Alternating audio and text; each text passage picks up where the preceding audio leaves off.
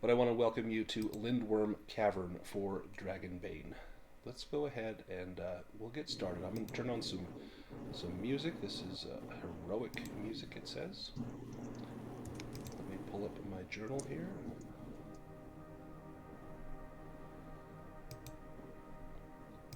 And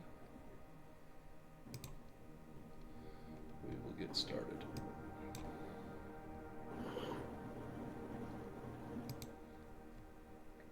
While traveling the Drakmar Pass near the small settlement of Outskirt, you stumble upon the remains of a black bear.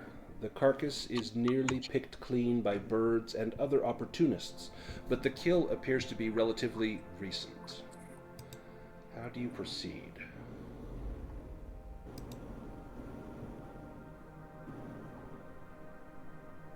Can we tell if the bear was dragged over here or if there's steps nearby? Yes, give me a spot hidden roll. Spot hidden. Not my strongest. I've got that. If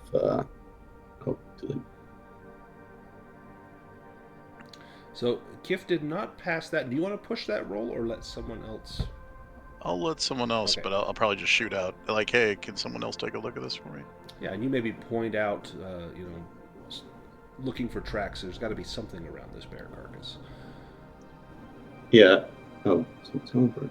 Oh, someone succeeded. Excellent. So, Chrisanna, you notice that there are strange tracks intermingled with the bear. Some appear to be humanoid, and judging by the wide scrape marks in the soil, it's likely they were possibly dragging something.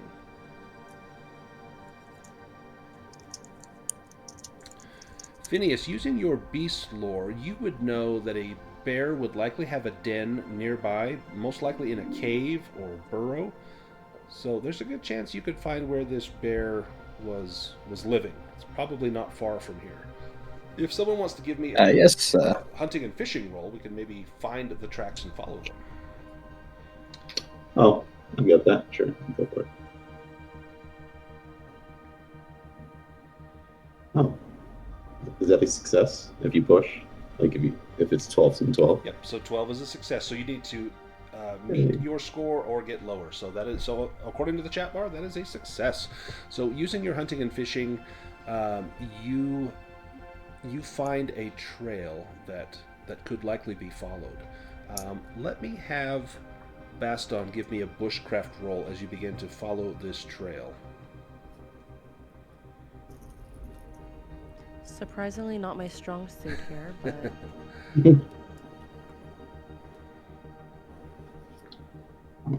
Nice. You got it. No problem. You suspect that this kill is less than 24 hours old. This is relatively new, so there's a good chance that wherever this thing had its lair or whatever killed this bear and dragged something off, you may be able to find it. The tracks may still lead you there. The rugged trail through the mountains opens up to a clearing where bones are scattered before the vast entrance of a cave that plunges into the mountain's shadowy depths. A number of tracks are noticed outside this cave, not only those strange scraping marks, but some more of those footprints. They look a little bit smaller than man-sized. Let me have Excellent. So now we have light in the cave. Phineas activated the magic trick light on your staff. Let me have Brightwing give me a beast lore roll as you study these footprints.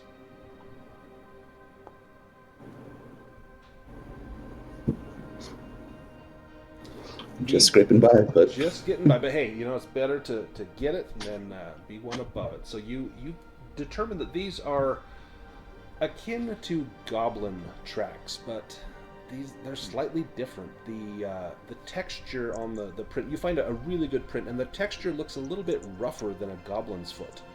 And you suspect this is something that you've maybe not encountered before. Do we head into this cave? Yeah, I'm good. That's why we're here. So I say Shall we? Let me change our screen and we will be in the cave. I will give Phineas light. Right now it's probably all going to be dark. But let me give... And Phineas will politely allow the fighters to take the lead. So let there be light. Let me just read you a little flavor text. The gloomy cave widens into the mountain. Its entrance is about 8 meters across, extending into utter darkness. You press on and notice that up ahead the passage forks, offering you paths both to your left and right. I will let you explore. If for any reason I need to pause the game, I can pause it with the spacebar. Is that Kif that has the torch? Yeah, I have a torch. I'm going to light that. Let me get that lit for you. I've got a little macro on here that'll let me put a torch on there. There you go. You now have a torch. Thanks. That way I can take a quick look this way. You see up ahead there is a pool of water on the right-hand side. This pool of water looks to be rather clear, and you're not certain how deep it is, not without getting up a little closer and taking a look. I think we have to go back around the other way. Yeah, it seems like I can't get through there. Yeah, it looks a little small. So I can get through.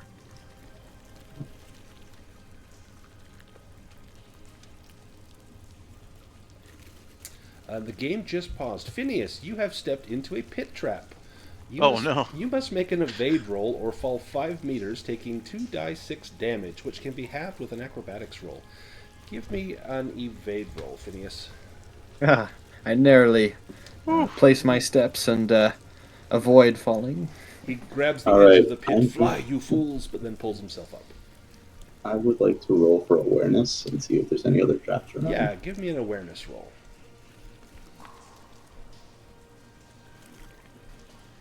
Yeah, now that you begin to look, you notice that there were not many tracks leading over here. There were a few that kind of give this pit a wide berth, and a few that go over into the water. Oh, you didn't step back into the pit, Phineas. Go ahead and you can move out of there. Game is still paused. Oh, there we go. There we go. So it seems like our choices are either go into the water or go the other way. I wonder if we should explore the cave a little bit more before we decide. But if anyone can see into the water, is it pretty murky, Brandon? It's pretty clear, actually. Give me a roll. You can do someone just got a dragon on their spot hidden roll. Go for it, yeah. Phineas has very keen eyes when it comes to unless there's a pit looking trap. in Yes. cave puddles. Yes. As you peer down into that pool of water there, you see something glimmering in the bottom, and with the dragon you can identify it. Let me draw a treasure card. You find 20 silver coins. Nice. The water's a little deep, but you'd be able to get it. You would get wet, but you would be able to retrieve that unless you have means of getting those coins without getting wet. Phineas will look over at the duck and kind of point out there's appears to be some treasure there in the bottom of the little pond. This seems to be your sort of area. Surprisingly, I get a boon on it, I think. So I will try swimming down there. Yeah, give me a swimming roll with a boon. So when you click on swimming, it'll ask if there's boons or banes. Give it 1 boon on there. I can activate webbed feet. I think it does that automatically. Yep. Fail. So give me a constitution roll. You don't need to push that. I'll just have you give me a constitution roll. As you get down there, the water's very cold, and it's kind of surprises you exactly how cold this is on your little webbed feet. So do I just hit D20? Con. Yep. Yeah, at the very top with the main scores.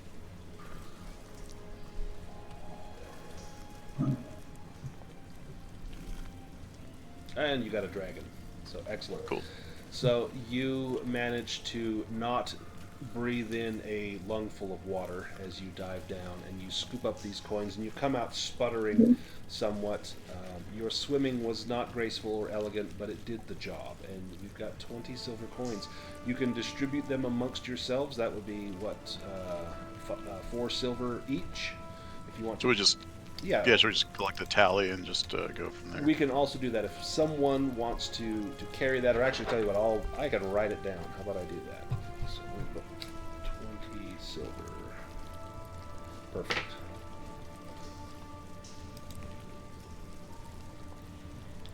This passageway seems to dead end up here, as you can see, and as you're here searching for these items, Uh-oh. I'm going to make a roll on the. Baston stepped into the trap, but you knew the pit was there, so I'm going to say that I went around. didn't happen.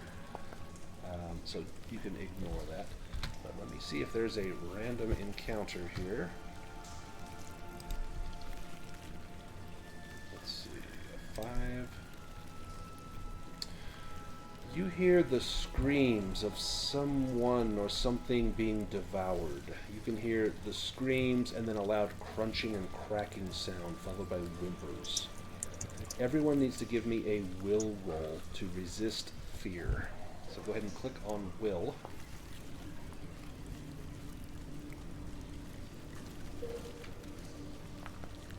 You are not alone in this cave.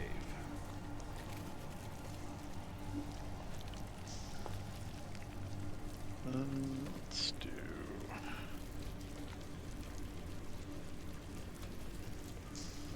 Kif, do you want to push that?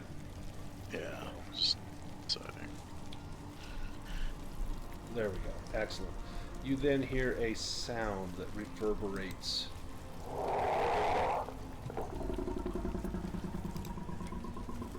Throughout the chamber. And you know that you are not alone. Is that coming from the direction we came from? No, it sounds like it's deeper into the cave. Oh, it's So not this is it direction. this- No, this is a dead end. You said, Yeah, right? that's a dead end. There's a path off to the left here. Yes. There's another pool of water here. Yeah, do you want to take a peek Like- in there? Give me a spot hidden roll as you search that pool of water.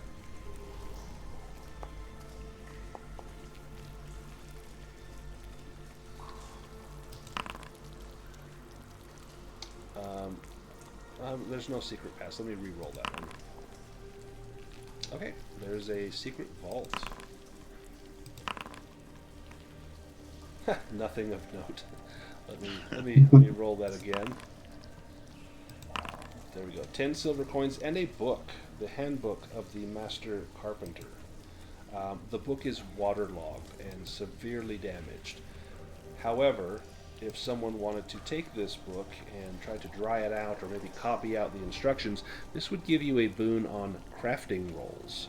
And so if someone were to do a crafting roll, this would give them a boon there. Yeah, books are very valuable. This would be worth about 25 gold. So I'm going to put down 10 silver and a waterlogged book. So does that help with like crafting? You said. Yes, exactly. So Yeah. if someone has it and you have it on your person, if you make a crafting roll, it will ask you, or it'll show on the screen that you're, with a check mark, are you using the book? And if you are, then you'll get an automatic boon on that roll. So yeah, I think it's definitely worth restoring that book. It likely wouldn't give you any boons in this adventure, but you could carry over whatever you get in this. If you play with me again and want to use these characters, you get to keep whatever you get in these adventures. So you would have that book for the next time. For example, for Brightwing, I don't think Brightwing is going to do Creeping Darkness, are you? I think you're using a different character. If this one doesn't die, I'll try using this one. Perfect. Then you would get to use that book in the Creeping Darkness. So, excellent. Okay. I don't. I mean, I don't have crafting as one of my strengths. Does anybody else? In worst case, you could sell it. Okay. I will take it. I think. Do I have the space for it? You should. Let me put a book into your inventory real quick here, and I will set it up for crafting. Give me 1 second.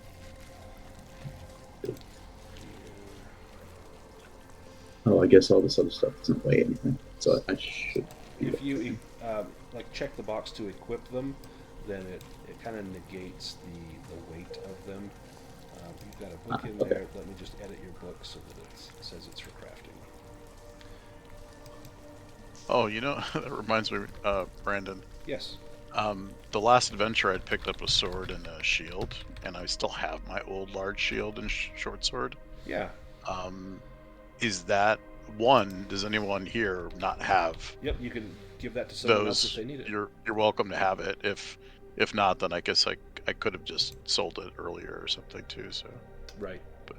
yeah, does anyone need a short sword, or are you comfortable with what you have, or a large shield? Shields engender I- passivity. Nice. Yeah, it's tough to hit someone when you're hiding behind a shield. And I've got I a short can't sword. use I don't metal have a weapons. No. Okay. Well, it's there in case anyone needs it. I have a quiver of arrows too, so if anyone needs that, I don't need those I anymore. could probably take the shield, I guess. It goes into a separate spot in your inventory, right under like armor or something. Yeah. So is that for Brightwing for the shield? Yeah. Well, I think you can put it in the weapons, right, and then you can use it. Yes. You can bash with it if you have the strength to carry it. Let me. A large shield, I think you need to be pretty strong to carry it. Yeah. Oh yeah, I might not be able to. Let me. You can check. Let me check. If not, then no worries. So the large shield, the strength requirement on that is 13, and your strength is 11, so you wouldn't be able to wield it. So I test out the shield, but I'm too old and I tip over, so I give it back. Yeah, it's just dragging along the ground as you're trying to carry it behind you. You maybe hand it Hold back on to to it Kif. then. Yeah. Yep. Shall we carry on? Let's advance.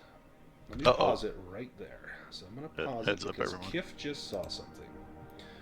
So Kif, you notice that in the dim light of the cavern, two humanoid creatures are engrossed in fishing within a tranquil pool of water. These small creatures bear a dragon-like appearance, adorned with horns atop their heads and cloaked in red scales. They are equipped with daggers hanging from their belts, and you can see slings looped over their shoulders. Let me post a picture of these little guys here. If you are familiar with a lot of the fantasy games, these are kobolds. Let me post a picture of artwork. This adventure came with some pretty snazzy artwork. I'll go ahead and post that there. Nice. And I will unpause it. They do not seem to have noticed you yet, Kif. I'll whisper behind me to the rest of the group. Does anyone speak kobold? Anyone is I welcome to can make a try. languages roll if they want to try and speak. I think I remember a thing or two. You know, it's got commonalities with Old Draconic, and you know a few words in Old Draconic enough to speak it. I'm just I want to like peek around what we can see and if there's any other kobolds that we haven't noticed, With the or light if there's like a of trap or something. Phineas's staff as well as Kif's torch, you only see those two. If you want to approach, you can. You can now hear running water. There may be a river and some gentle splashing. Perhaps there is a waterfall up ahead. In fact, it looks as though right near where the kobolds are standing, there is a small drop-off leading down into a larger pool of water. Does someone want to sneak around the other side of the pillar just in case? Yeah, I'm there now. Can we hear what they're saying? Give me an awareness roll. My ears are gonna perk up. Literally perk up. Do you want to push that? No. You can hear that they're talking. They seem to be talking to one another like friends would, kind of laughing to each other and a few words here and there. It doesn't seem to be anything like they are agitated or nervous or even aware that you are there. As you get a little closer, your light will definitely begin to cast over them, casting shadows on the wall, and they will probably notice you from the light. Shall we just approach and try to talk to them? I'm gonna try and remember what I know about kobolds.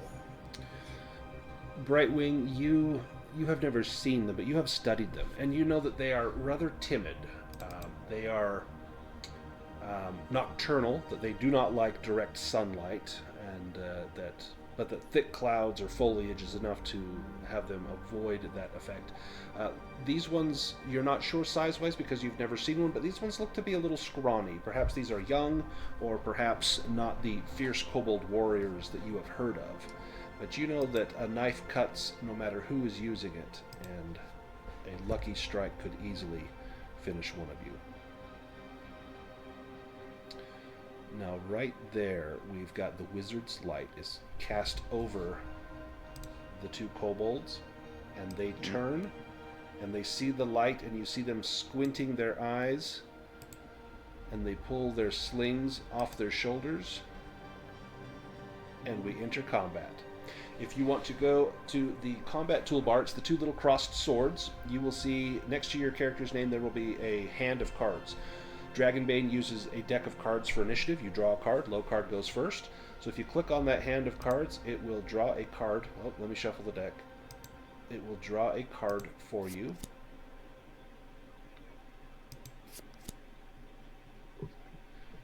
If Brightwing and Baston can draw, Baston, go ahead, and then we will begin combat. Perfect. The Kobold Scout will go first. They can see Kif and Phineas. Baston, give me a sneaking roll, because you were trying to be sneaky. Oh, Krisanna, you do have your severed hand. Let me drag that down here for you.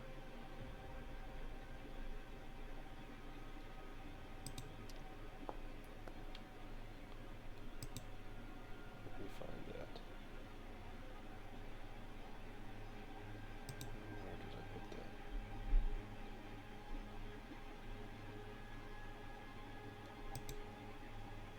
What is the severed hand?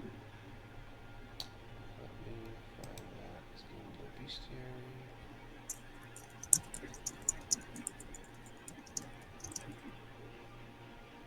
Oh shoot.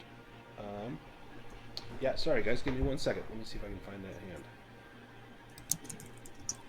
If not, there's these kobolds, and they have 2 hands each. They do.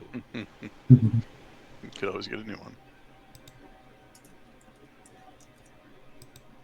Where did I put that? Oh, there it is. Let me duplicate this.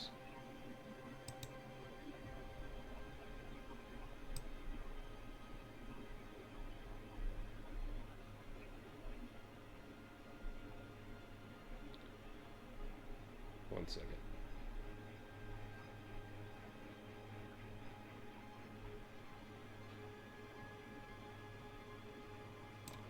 Okay, let me give it permissions. So while I get this ready, why don't you tell us how you came about this hand, Krisanna, as you pull this little thing out of a pocket?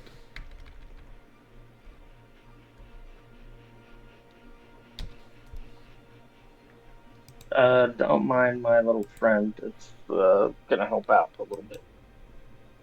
I chuck a dead hand on the ground and it skitters around. Alright, let me pull out this token. You should have ownership of it. Oh, I've heard of this actually. Right there. There's the little hand. Okay. Let's get into combat. I've got some combat music. 1 second. Let's pull it up.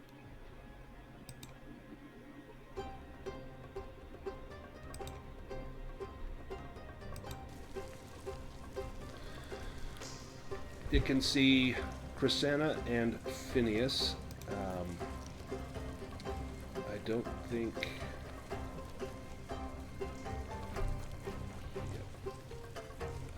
Baston, your sneaking failed. So I'm going to say 1, 2, Kif.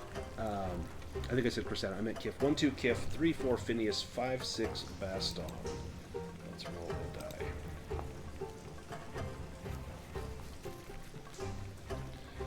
Baston. So I'm going to, in this game you can target a token. I click on the person I want to target and I hit T and it will show that they are targeted. It'll put a little dot above their token. I can also see 4 little triangles going in towards them, so now the kobold will be targeting them. So then when I make an attack, it will automate everything on there. They fire a sling at you.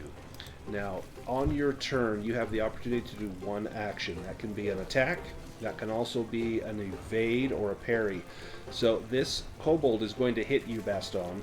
If you want, on your turn, or out of turn right now, you can choose to use your action for the round to evade that sling stone, which means you won't get a chance to attack this round, but then you also don't get hit. Do you want to evade, or do you want to take that hit?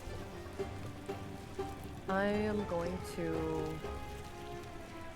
try to dodge out of the way of, I'm assuming they're throwing stones at me. Yep, stone. So go ahead and make an evade roll. This will take up your action for the round, so I'm going to mark that you have used your action.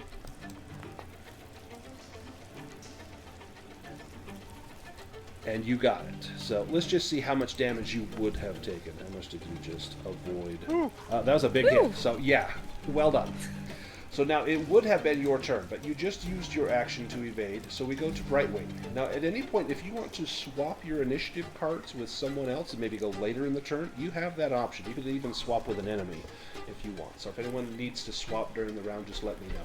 But Brightwing, you are up, and you just saw that kobold. Actually, you can't see the kobold because you don't have line of sight to him. But you heard the whoosh of air as a sling stone fired out towards the other side of that column that you're standing by.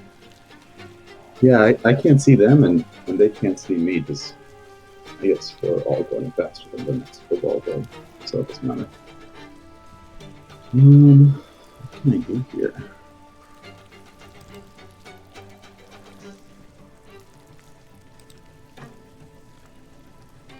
Just so I'm clear, when it comes to combat, do you have like movement?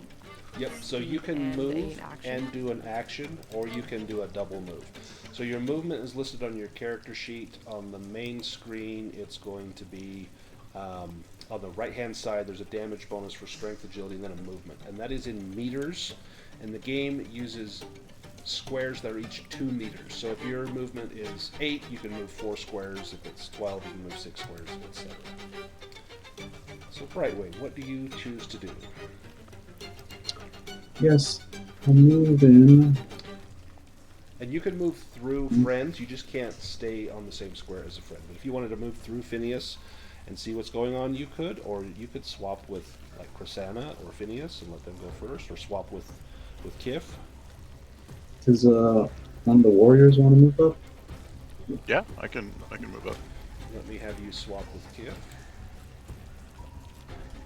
And then if you get like hurt or something, I can try and heal you after. Exactly. So we'll swap your initiative with Kif. Alright, so now Kif, it is your turn. Okay. I will move up. 1, 2, 3. And I will attack with short sword. This is the one that attacked earlier, Yes, right? So they yep. can't. So if you want to So- target it, you can go ahead and click on the token, hit T. Yeah, if you want to measure, you can hold down, I think it's the Alt button, and then drag, and it will measure distances for you. If at any time you need to measure. There, you've targeted that kobold. Then go on your character sheet and just roll your the lion's claw. That is a fail. Do you want to push that? Yeah, I will push that. Well, actually, it's early. Never mind. I'm gonna hold off on that just now. These things are much more agile than you thought they might be, and it dodges your blow. Phineas, you're up. Phineas wants to switch with Chrysana. Okay, let me swap your initiative.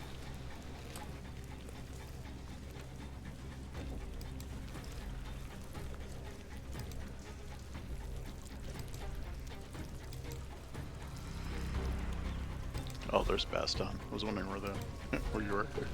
That means just that hiding on the other Chrysana side of is the up. Oh, sorry. All right. Which one did not attack yet? The one on the upper one? The one furthest from me, from Kif, from me.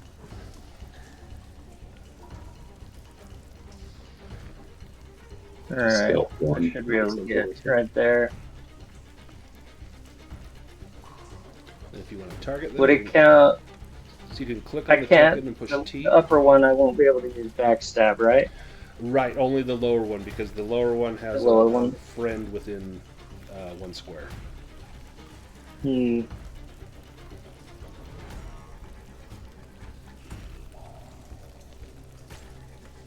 Alright, that's fine.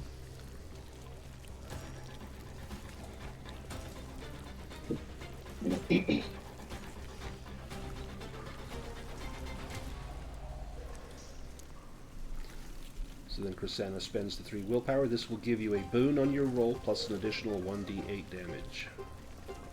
Whoops. Whoops, you did it twice. So just refund yourself The those wrong 3 one. willpower points. Yeah, I know. I'll use my dagger. Sorry. Oh, shoot. Oh, 19 or 19? Do you want to push that? No, I'll wait. I'll Okay. hold off. These things are far more agile than you were expecting. Brightwing, you're up. Well,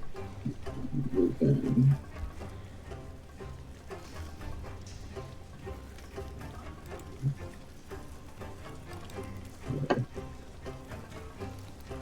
So I can see these people.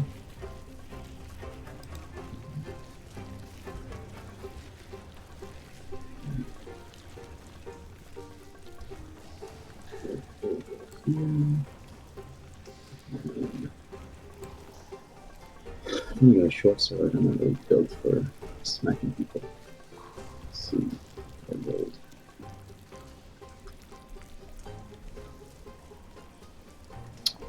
I'm gonna roll again for peaceful just to try and remember if I have anything about weaknesses or anything like that.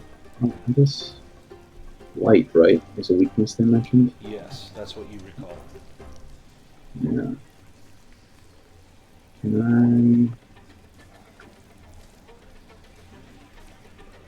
Can I? We already have 2 light sources on them. Can I light another one? Maybe that'll enough light will just.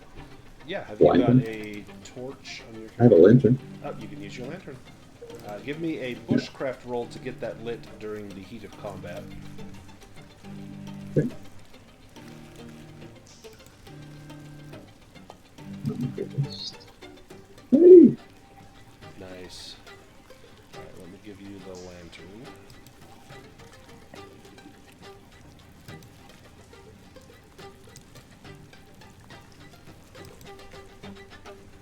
So much light. It's blinding me. they better not be able to see that. Right? Phineas, your turn. So yeah, they may have banes on their rolls now because there's so much light. Well, I will, let's see. Hey, let me read this spell real quick.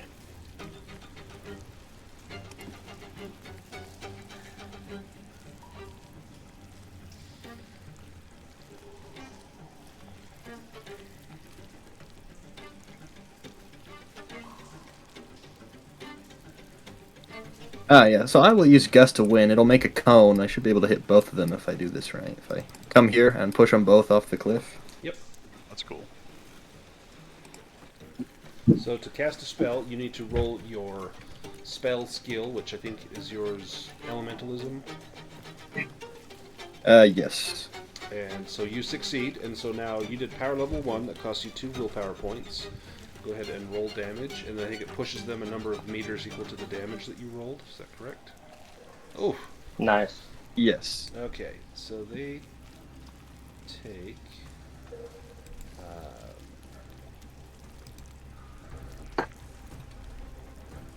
Ooh. well, they take 8 damage each, and then their bodies are flung into the water with a loud plop. And that is the end of combat. Hey. Nice job. I'll remind me not Good to job, stand mage. near any Right? cliff sides. Oh, well, occasionally that works. Let me make a random roll here since we spent some time here. See if there's any random encounters.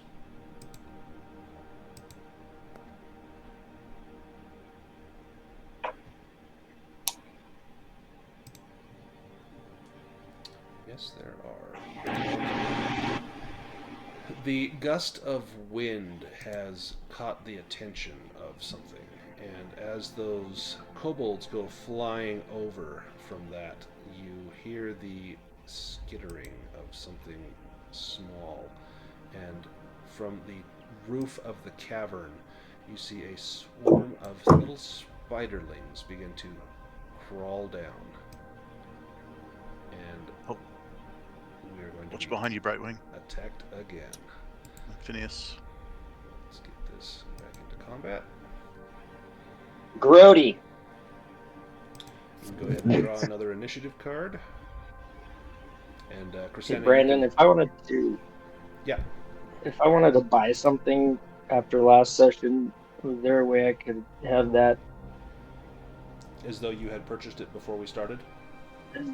Yeah, I was gonna do it last night, but Yeah. What did you I want to didn't get an buy? opportunity to. Just a light crossbow. Oh, yep. You would have had the opportunity because we did go to the store. Let me throw that onto your character, and I will deduct the cost of that. Thank you. Sorry to interrupt. No problem. Grab that.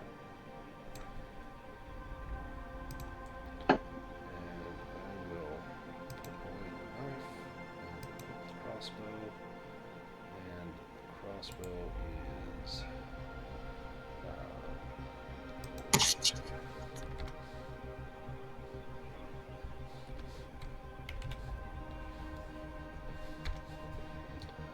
let me get you some arrows to go with it. Really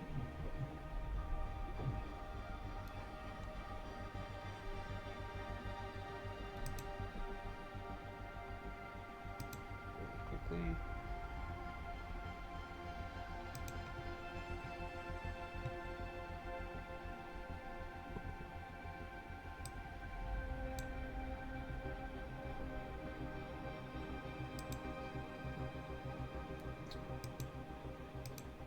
Okay. Sorry, I thought that would be quicker. That's okay. That was plenty fast. And now it's all done. We go to Chrisanna with your new crossbow that you just remembered is slung across your back. Your turn. Okay.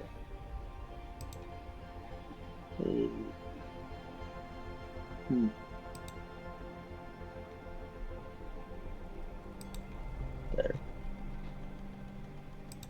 Just a normal attack use.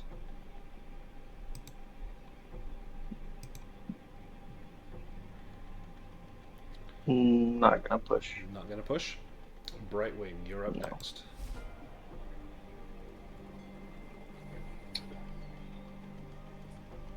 Well, I'm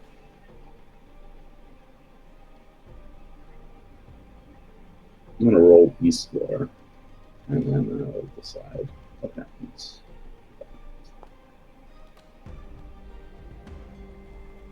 Okay. You know that these things would be susceptible to fire. You know that they are also they'd be harder to kill with any sort of piercing weapon, but with something that smashes would do much better. You also know that this little swarm of things is what is classified as a monster in the game. And monsters, the scary thing about them is they always hit. They don't have to roll to hit. It will always hit, but you have the option to try to evade that, and some attacks you can parry, it will specify, and the monsters will roll on a random table to see what attack it is. So I don't even know what it's going to be until it attacks. So you know that these are not to be trifled with, but this is kind of a small one, just enough to kind of dip your toes in and see what monsters are all about. Gotcha. Alright. I'm gonna forego attacking. I only have a sword, and that's piercing, so it's not going to be very helpful here. Piercing and slashing. But Did they come out of a crack in the ceiling, you said? They were actually stuck up on the top of the ceiling in some webbing, and they came down to investigate what is going on. How high up? It was about 30 feet. It's a very tall cave. I guess, yeah, okay, I've used my action. Right? Okay. So I'll have that as a moment. So I'm gonna just Oh, I Fin- can't go anywhere. Phineas, do you want me to jump in front of you, or? Yeah, Phineas is not a fan of the arachnids, so he's going to Swap with Kif. probably let out a little yelp and then yeah, let Kif take care of them. You got it. Let's get Kif in the game. Alright, Kif, your turn. Alright, I will jump this way, leave room for Grisana maybe to come in later. I will target.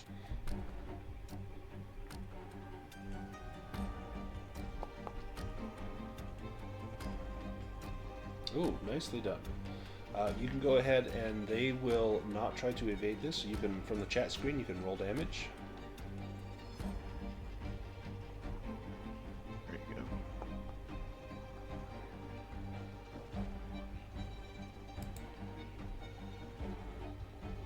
I think this counts as magical damage in case that matters. Yep, it does count as magical. They take a severe wound. They are, they would be bloodied if this was 4th edition D&D, so they're at about half hit points.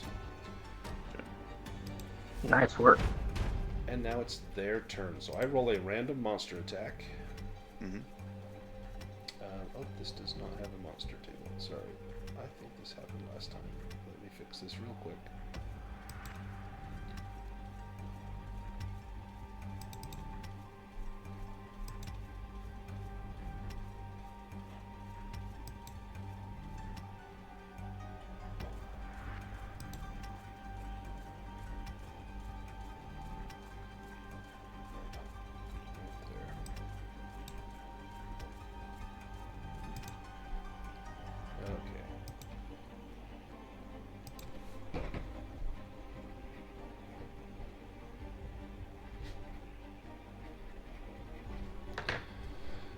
Here we go. Random attack.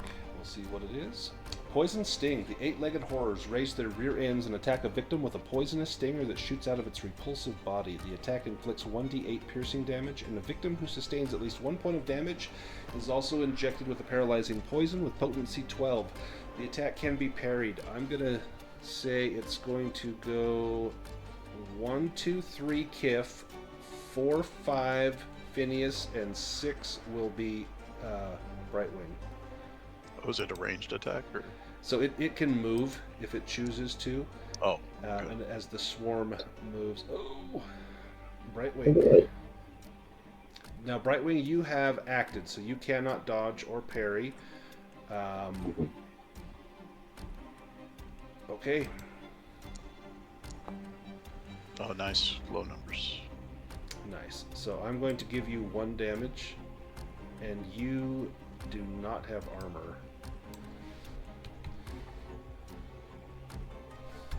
So I you think need that's to. that shield he just gave me, right? So the Oh no, I shield. couldn't pick it up. Too heavy. Yeah, it was It was too too heavy. heavy, Yeah, I was gonna look it up. That's right. So if you take 1 point of damage, you are injected with a paralyzing poison. So the way that poisons work, you need to make a Constitution roll, and then the poison will make a roll. In order for the poison to be successful, it needs to roll at least a 12 or lower. You want to roll as low as possible, and if you both pass, whoever rolls the lowest wins. So I'm going to roll for the poison. So give me a Constitution roll, Brightwing, if you would. Oh, nice. So you rolled a 2. And, oops, it says Brightwing rolled a 16. That was the poison. So your 2 is successful. The poison was not successful. So with any sort of paralyzing poison, if it is not successful, you would be in a bad way. But because you succeeded, you still take a little bit of damage. You will become exhausted. So you can check the exhausted condition under your strength.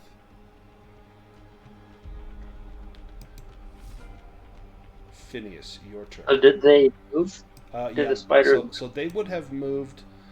They can make a ranged attack. They would have moved probably to here, which would have provoked an attack from Kif. So Kif, if you want to make an attack, you can make that with a boon.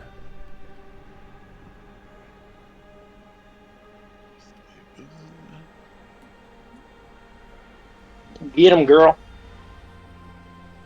The Lion's Claw flashes in the torchlight.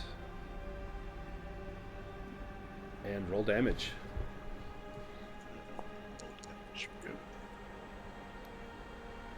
That should be enough. Let me see.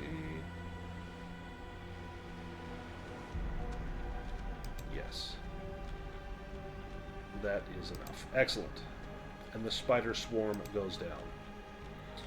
But Brightwing has become exhausted by that paralyzing sting. Now that you have a moment, you can see that this waterfall, there are some stone steps across that you could cross over that if you wanted to get to the other side, or the cavern continues on to the north. Be Does wary it of. look like there's tracks going up north or anything? Give me a either hunting and fishing or a spot hidden.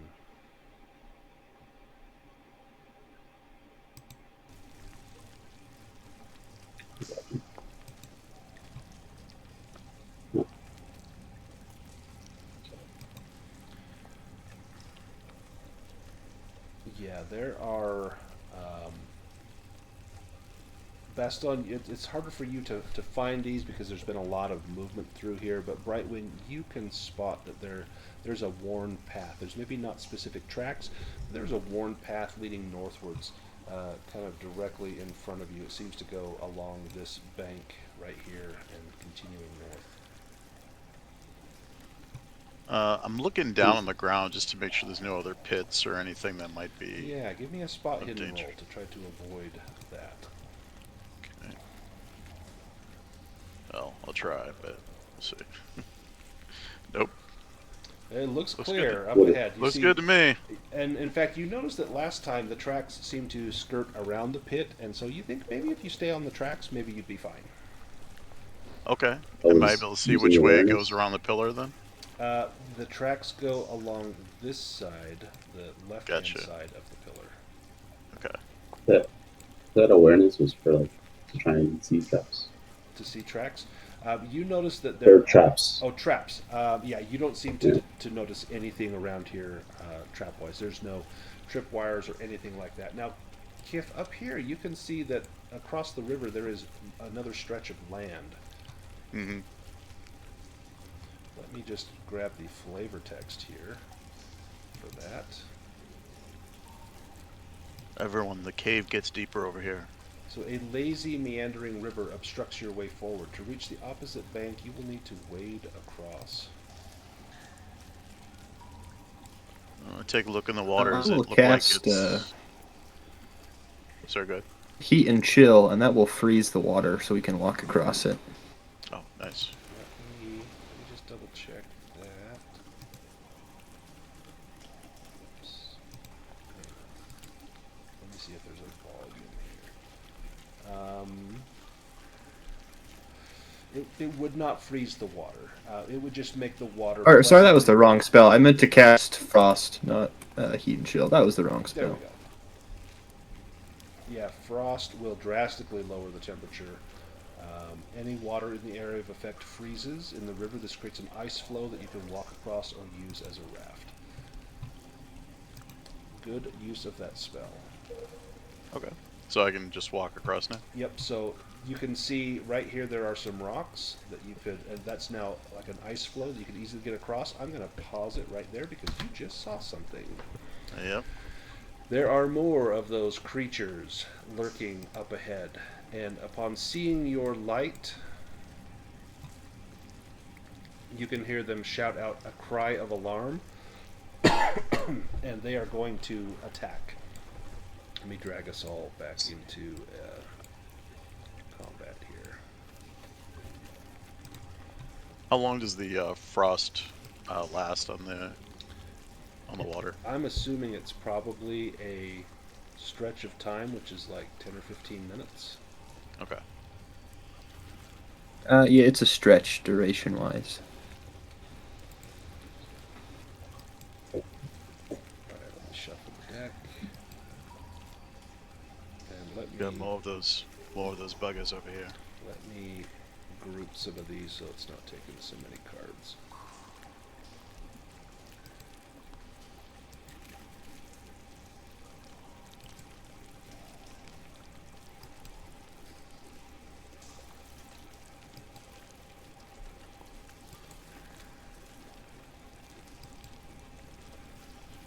Okay. We'll draw our initiative. If Baston and Brightwing want to draw their initiative, we will get this underway.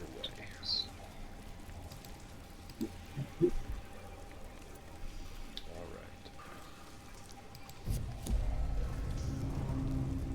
And so, okay, he's doing first. So with 3 light sources here, do they have that bane? Yep, that they will have the that others- bane if they get up close to you. If they use ranged weapons, it won't be the.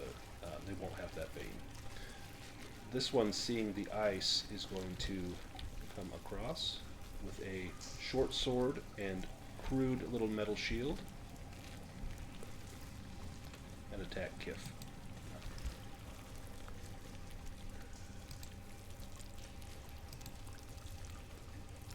So that one, he will have a bane on that as he gets close to the light. Oh, I forgot to mention, if you're on the bridge, your torch will go out. And also, I think the enemies will take damage if they walk in that area. On the ice bridge. Yes. Because it's a sphere that it does that in. Oh, okay. So my torch is out technically then. Sorry, let me just confirm that really quickly.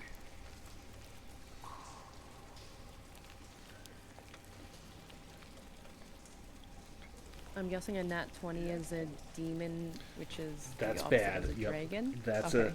that's the opposite of a dragon. So with the frost, natural fires are extinguished. I guess the damage only occurs if, Yeah, if- if the creature's in there when I cast Yeah, it. so they could go across it, and as long as the torch was not in front of you when you cast it, then the torch would not go out. So the kobold warrior has a mishap, and he hits himself by mistake. So let me roll his damage. I'm not a fan of I heroes was hitting gonna say, I themselves. thought you don't like those. Yeah, but I don't mind if he hits himself. So let's roll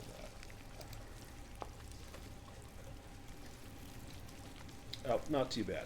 I think he can take that. In fact, his little hide armor, his scales, will block all of that. We go to the undead hand, which, if you can see it, it is.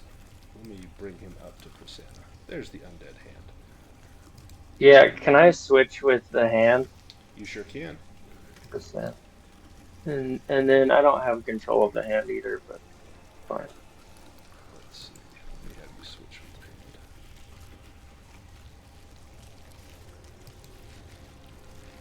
Let's see. And the game's paused, I think. Yeah, I got it paused. Let me get it unpaused. 1 second. I'm so demanding. Now can you control... You should be able to control the hand now. But it is Prasanna's turn. Yeah. So from here I could see. You can see 3 of All them, I right. think. I'll come up and attack this one.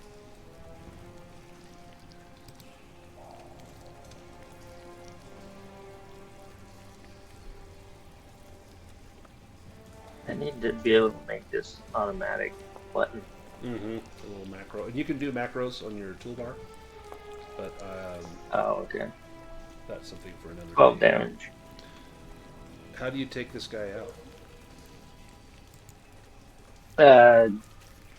Just jump kind of behind him, grab his head, cut the throat, drop him in the Nice. water. The blood splashes down on that little spear of ice that you are crossing and freezes almost instantly into a crystalline structure that is rather beautiful. I go, sorry. Baston, your turn. Okay, so hearing this little commotion, I'm gonna bound over because I can't see anything.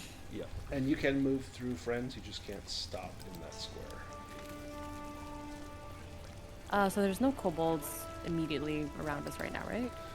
You can see. You should be able to see 2. There's one here and one over here that I think you can see.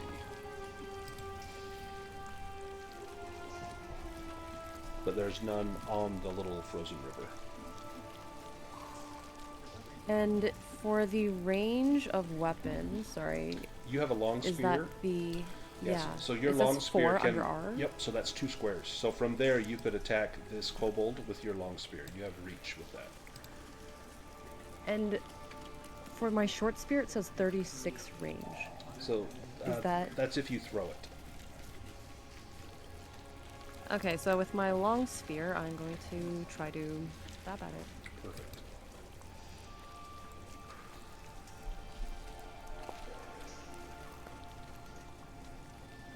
Oh, excellent. Go ahead and roll damage.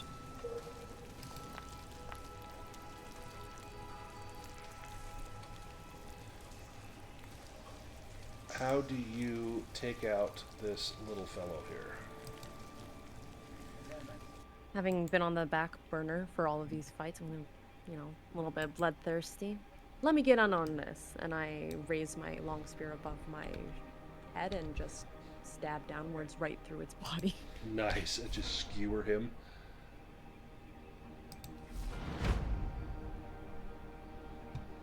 This guy here, seeing what Baston just did to his friend, is, in fact, you can't even see this guy, but he is going to come at you with a sling. So another sling stone flies out in your direction.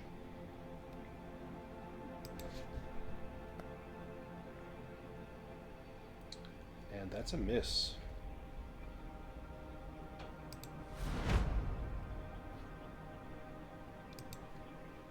Another one. This one you can barely see, but he comes at you with his sling as well, streaking across. He's just getting pelted. Just getting pelted, right on your pelt. Thankfully, they're terrible shots. Brightwing, your turn.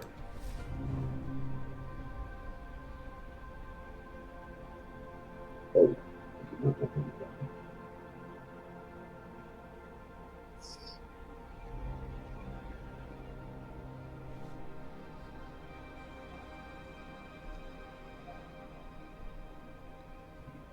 You might be stuck under Kif. I'm going to move Kif down a square.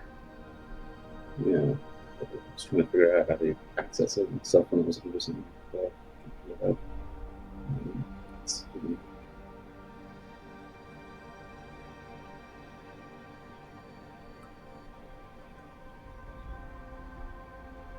I'm going to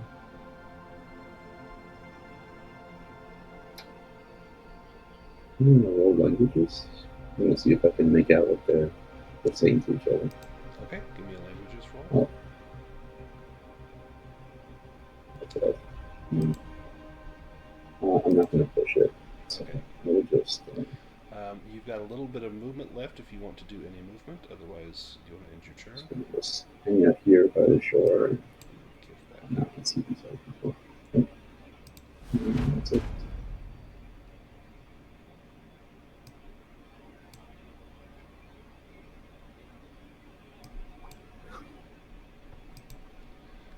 And it is Pick on Baston Day. And as another sling stone comes firing in towards you. It's the peril of being so big. You're an easy target. But thankfully, these guys could not hit Terrible the broadside shots. of a barn. Undead Hand. You should be able to move that now. Nope, still Nope, can't. Still can't? Alright, let me check it real quick. He called it something else last time. It was like crawling hand or something. Yeah. Like this doesn't have any stats or anything that I can look at. Let me see if you've got... Oh, no, it didn't give you ownership. It won't give you ownership. Try that. Now can you access it? Yeah, there we There go. we go. Yeah. It will be with me. The camera. Duck. Can you drag it out of the wall? Yeah. In fact, I'll say it's up here with you. There. Yeah. Can I throw it? Yeah, I'll let you It throw only it. has a move. Yeah, I think it can only move. Yeah, you've used your Oh, yeah, turn, 2 but on your squares. next turn, if you want to throw it, I would let you. That'd be awesome. Oh, okay. I'll You just could hang on actually to it skewer it on a crossbow bolt and then fire it at one of the kobolds. then. Sweet. Yeah, I'm down for that. Kif, you're up. Let's see. I And then will. Phineas will be last. The rock that's over here by the fireplace, is that like tall enough to get behind? It would give you some partial cover. Okay. I'm gonna move behind that, Okay. and then can I use my crossbow to attack one of these guys, basically? Absolutely. I don't think I could see back there which one was going first, so I'm going to just assume the one that's right around the corner there. Okay. Oh, Oh, demon. That is not good. I'm going to let you roll your mishap. So on the chat bar, there's a little table. Yeah. You hit a valuable or important item nearby. There's going to be some. Like they've got some bedrolls here, sleeping furs, and one of those is going to be damaged and losing its value if you wanted to take it. It's not super valuable, but yeah, your about shot. as good as it could have come out. Yeah, your shot is very errant. Phineas, your turn. Alright. I've always wanted to try this spell. Oh, a little fireball. Yeah, but I'm going to upcast it. One moment.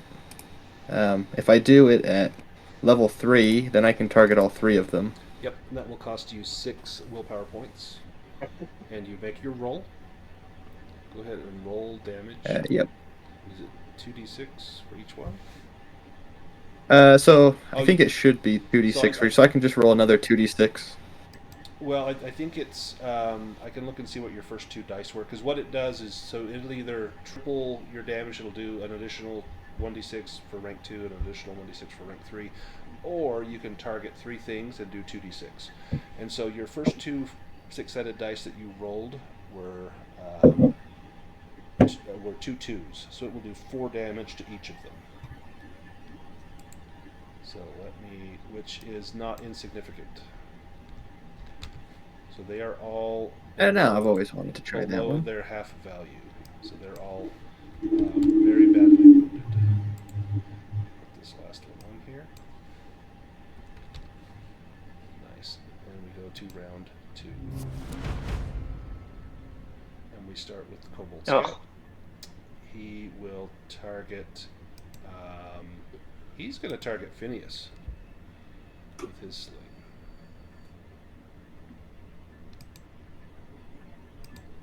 Got a fireball just for him coming up in a second. Oof. Do you want to evade on your turn, or do you want to take that hit? Now I'll let him hit me. Probably distracted flipping through the pages of my spellbook. Oh, a mighty blow. Yeah, I'll let you mark that off. Probably hits me right in the forehead while I'm trying to look through my spellbook. This one is going to go after Kif, and it will have a bane because you've got some cover behind that rock.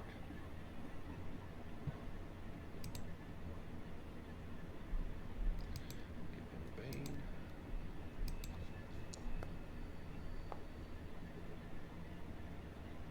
And that is a miss. Phineas, your turn. Do you want to trade, or are you going to take your action? I'm gonna do another fireball. Nice. Upcharge it to... Just at the one that hit me. Okay. No, I'm just gonna do a tier 1. Oh no, that's a mishap. Okay, you get to roll on the magic mishap table. Bad stuff tends to happen. Oh, the spell backfires, so it affects you instead. So oh no! Roll 2d6 and see how much damage the wizard takes. Well, if it does 4 damage, I'm gonna go down. Oh, it does a lot of damage. Oh no! Well, I'm down. So I don't know if that. I think if I lose concentration, my bridge also goes out, or it might stay there. Let's see. So let me see your hit points. If you take a single blow, okay. So you have your max hit points is 12. you would have had to lose 24 to just be dead. This takes you to 0, and Yeah. you are dying. I think that your bridge would collapse. So anyone in the water, which is the duck and Phineas and Chrysanna, is still kind of on Would I land. have got to move before that? Because I was gonna kind of move behind this rock before that Yeah, so happened. your move and your action are kind of simultaneous, and so you don't manage to be in the water. The best one to be in the water is the duck, so that worked out well. But then you Would the ones in the water get like a roll to acrobatics or awareness? yeah, so Chrysanna is half of that hex is still land, but Mhm.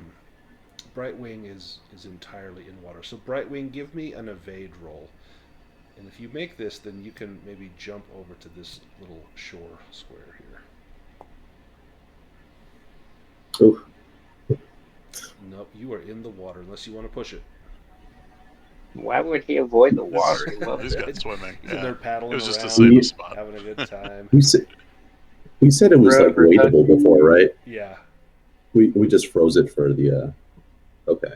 yeah, just to get across. I think this doesn't really affect me at all then. No, you Because just I think like I if you try can and look move it, you into. just have to make a swimming roll. Like you float easily. Like you're not going to sink in the Oh, water. So okay. yeah.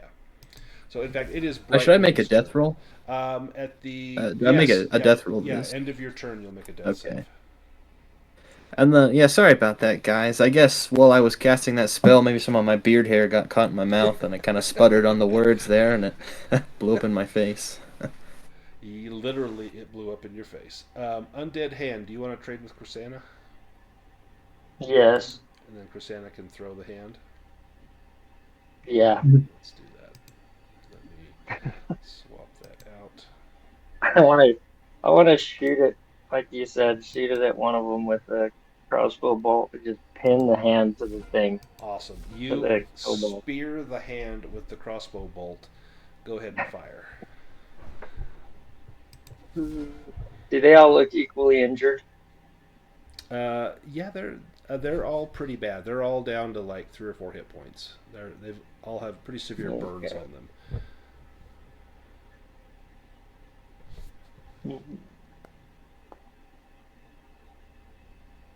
Oh, it was almost a dragon. Oh, dragon would have been sweet. Roll damage. Nice. Let me apply that damage. And let me put the hand over there. Nice. I think I skipped Brightwing. Brightwing, let's take your turn. Okay, so I can move out of the water, and that's a swimming Yep, just roll, give me a right? swimming Does that roll take with up my a- action as well? Yep. No, that's just your movement. Okay. I was going to use Brightwing as a stepping stone. Nice. Right feet should be the boom. So. Well, at least it wasn't the demon. Do you want to push that? No. So there's a lot So- of current, and you don't want to get your stuff wet if you can help it. So you are struggling. So you're not quite able to get up on the bank. You're kind of up on a cliff face, and it's a little tough for you to kick up against that current. You're not going to sink, Okay. but you will move in the direction of the current 1 square. Okay, so I'm moving back. Yeah. So you're going to move down 1 square. Ooh, can I parkour across? Yeah. Give me an acrobatics roll. I didn't use my move. Okay. Acrobatic.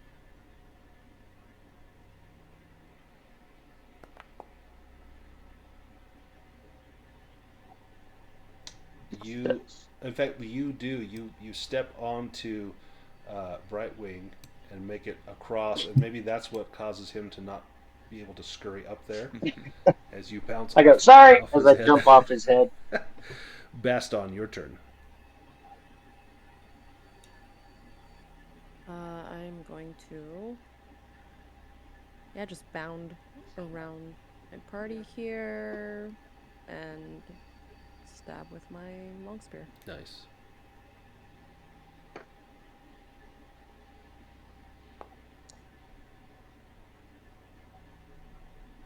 Excellent.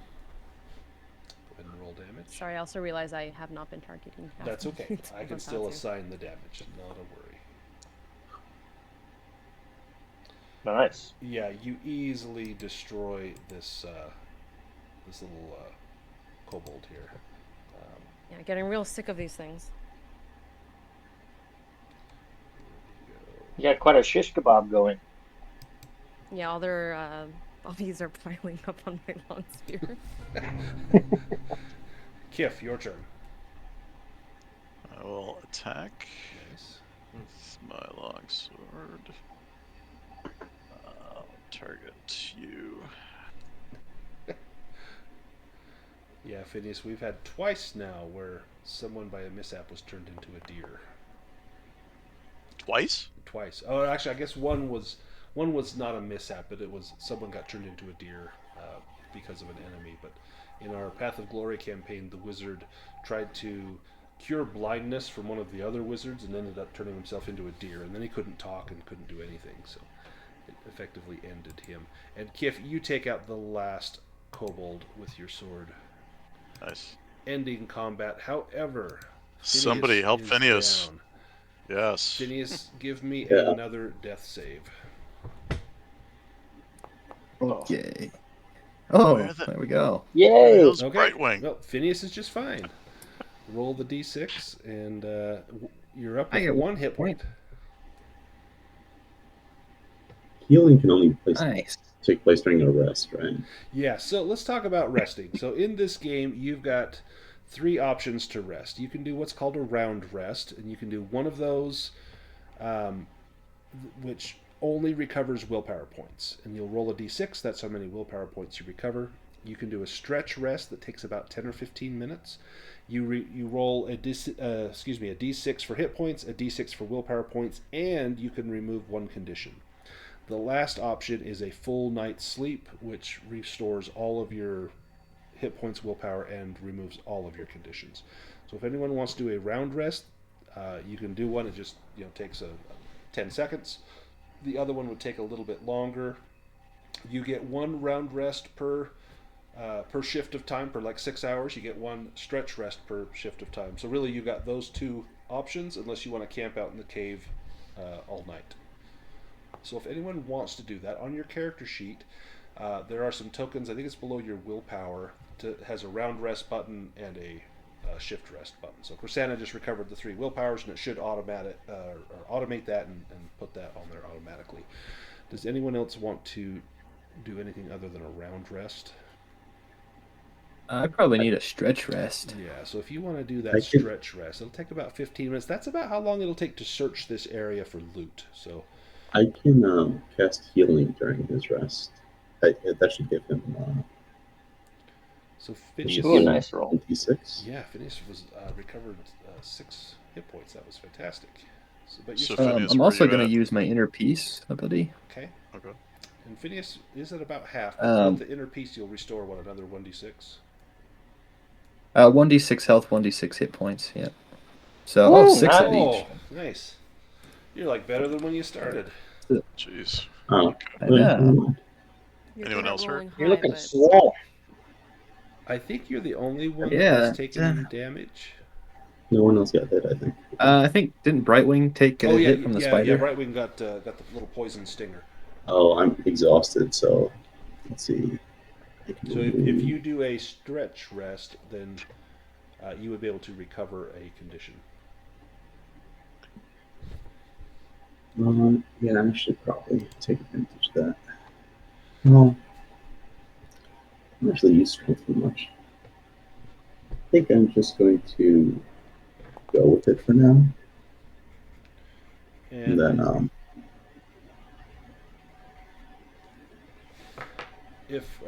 Chrisana, give me a spot hidden roll as you check for traps, and that will also count as checking for loot. That's what that 8 was. Oh, that was okay. You find no traps, but you do manage to find a small stash of 11 gold pieces, 32 silver pieces, and I'm writing all this down, as well as a silver bracelet. And this bracelet is quite valuable. It's worth anywhere between 20 to 100 silver pieces, so this thing could fetch a pretty price. You said 11 gold? Sorry? Yes, yep. 11 silver as well. 32 silver. 32. 32 silver. Let me roll to see how many silver this bracelet is worth. And so I'm writing all this down. At the end, we can divvy it up fair and square. So it is worth 50 silver. Hey, Bastion, what do you see up there? Yeah, I'm trying to peer at this pile of something. Yeah, give me a spot hidden roll.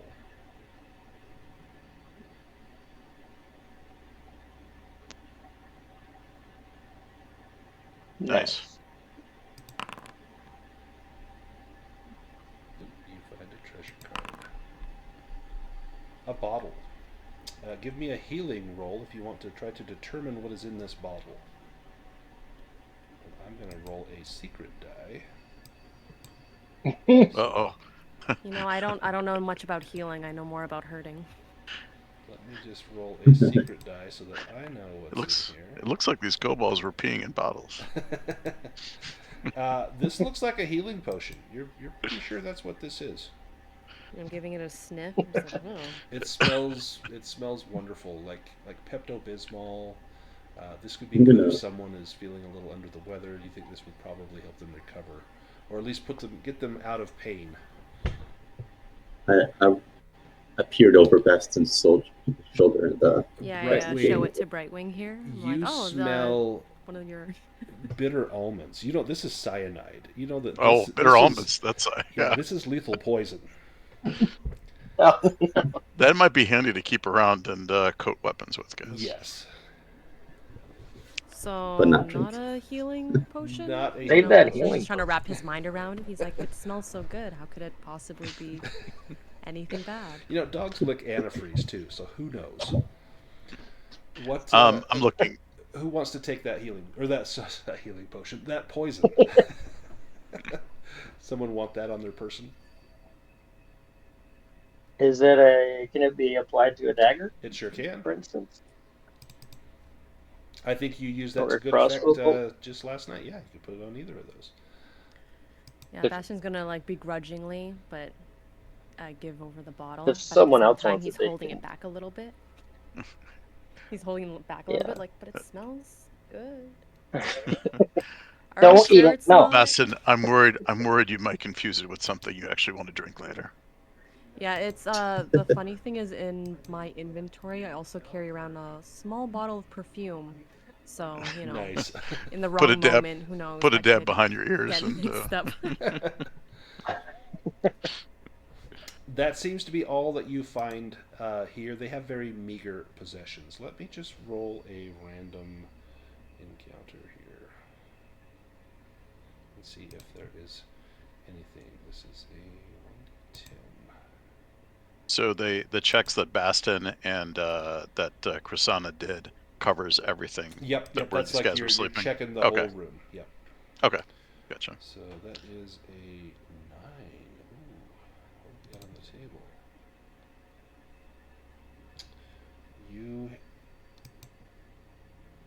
It's curious that you heard that loud sound and those crunching cries of death, and now you hear nothing coming from the cave. It's all quiet. Guys, it's quiet. It's too quiet. I'm gonna. Quiet sounds better than these little things chattering around. Trying I'm gonna say as I kind of like nudge one of these little bodies. to like puzzle out. Yeah, Phineas is right. That healing potion heals negative 1d6. I'm trying to like piece together from the echoes and stuff, maybe where those screams came from. It sounds like it was not coming from here, but perhaps a little deeper in, but likely not far. So I know you said there's a current, but it looks like there's another. Like we can get over this way, right? So Yes. look down here. Okay. I think before the frost was cast, they said we could just wade through this. Yeah, you could. But I guess make our a movement is bad. swimming roll to get through it, no problem. Everyone swimming. knows how to swim. This is just to make sure you don't like fall, because it's probably going to be about waist high. Okay. I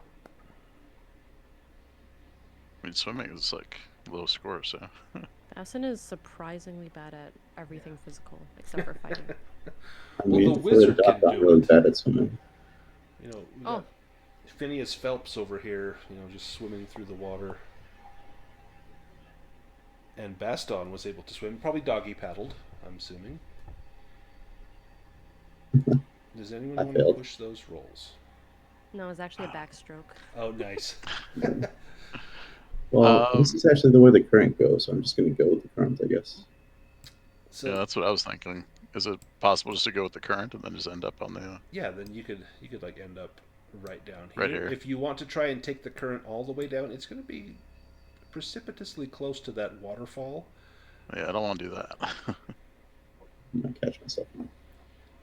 Let's see, is there a way around this way? There is not, unless you cross over those rocks by the waterfall. Oh, gotcha. Bastion's like calling down through the thing, like, "Wait, guys, this way!" as he's doing a breaststroke just through the water upstream. You're an excellent swimmer, Baston. All right, so you're saying I could basically walk across to the other side. That would be a dexterity roll to get across there. Dexterity. What is dexterity? Or agility. Agility? Excuse me. Yeah, agility. Okay.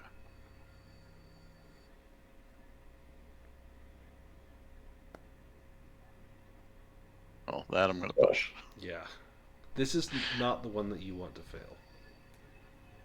Alright, we'll try that again.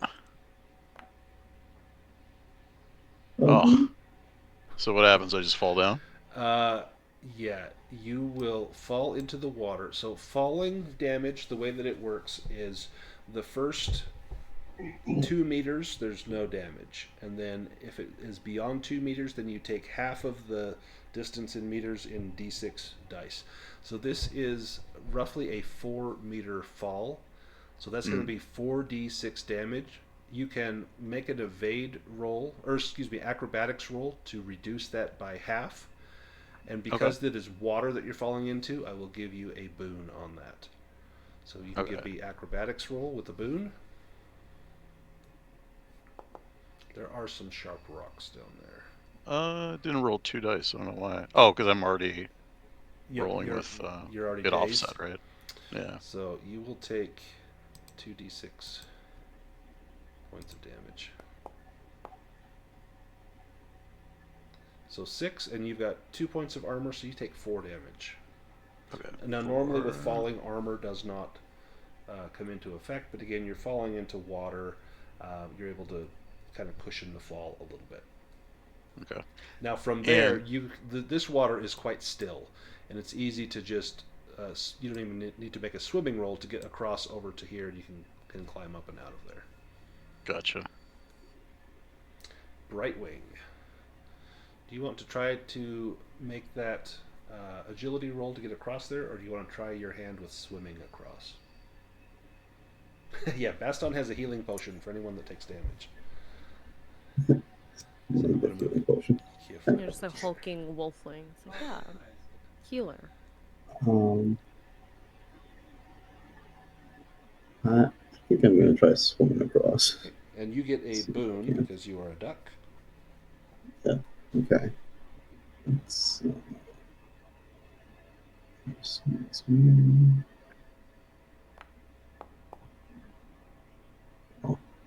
Oh, jeez. I'm very bad at swimming for a duck. That's going to move you. Oops, sorry, moved the wrong person. That's So going I to move you fall, down the river, right up against these rocks. Give me an acrobatics roll, or you're going to tumble over those rocks. Oh boy.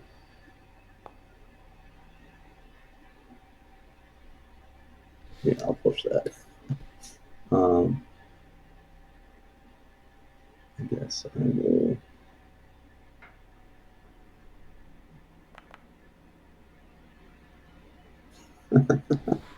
Okay. Man, you are rolling some high numbers. So same thing. You fall over the edge. Give me an acrobatics roll to try to cut this damage in half. You were breaking up there. Oh, sorry. Give me an acrobatics roll to try to cut this damage in half. And this is a boon because I'm going into water. Yep. Yeah. Okay.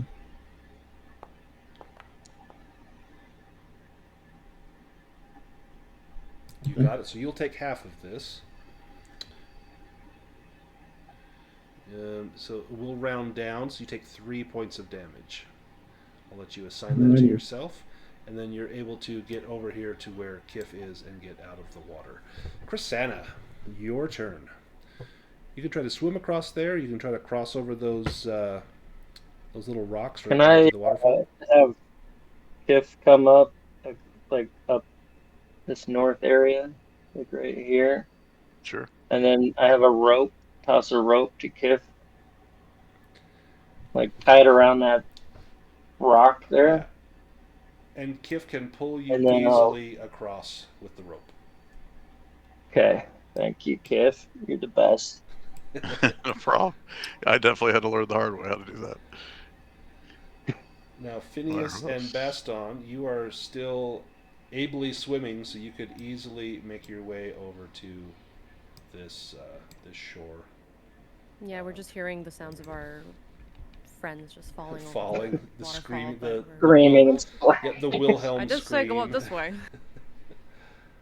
Perfect. Now, I'm sure they'll find their way. Yeah, they'll catch up. I'm just Phineas. shaking the water off me like a dog. Should we like tie ourselves together so that we can help each other, or like toss a rope around so yeah, that's people a can help us? great idea, Something? just in case. I could tie it to my hand and have it skitter along the wall and bring it to those people up ahead. Nice. Yeah, and I can reach Are out we- and Which grab direction are we onto it. going in? Are we going further up the water this way, or are we Yeah, I heading think we're back going down? deeper in. So the water. Oh, you guys can't see. Yeah, you want to get around this little lip here. So, Chrisanna, you can throw your rope. Maybe your hand holds onto the end, so you have some weight. You kind of swing it around that edge. Baston can grab it and can pull everyone over there. So, Baston, just give me a strength roll to pull Chrisanna over.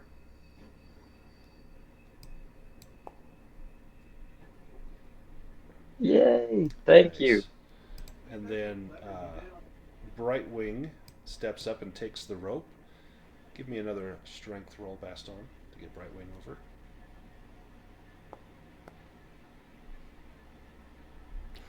Since I have web feet, is it maybe easier to like drag me through water? Don't worry about it. Yeah, I got you. And Baston's I'm just got as it. I'm Dang, that's a strong grabbing dog. everyone. As Yeah. I'm grabbing everyone, I'm like, what was taking you guys so long? Me and Phineas have just been treading water over here. Decided One to more go for a swim. time for Kif. Can you pull Kif over, Baston, with a strength roll? Easily Right. done. That's Yeah, I don't know awesome. about these guys, but that was kind of just a leisurely swim. Now, up here, you can see that this little corner is filled with a strange orange-capped mushroom that glistens with dew-like moisture. Without getting too close, are we able to like discern what it is? Give or- me a bushcraft roll. Bushcraft. Now, Kif would know exactly what these mushrooms are from yesterday.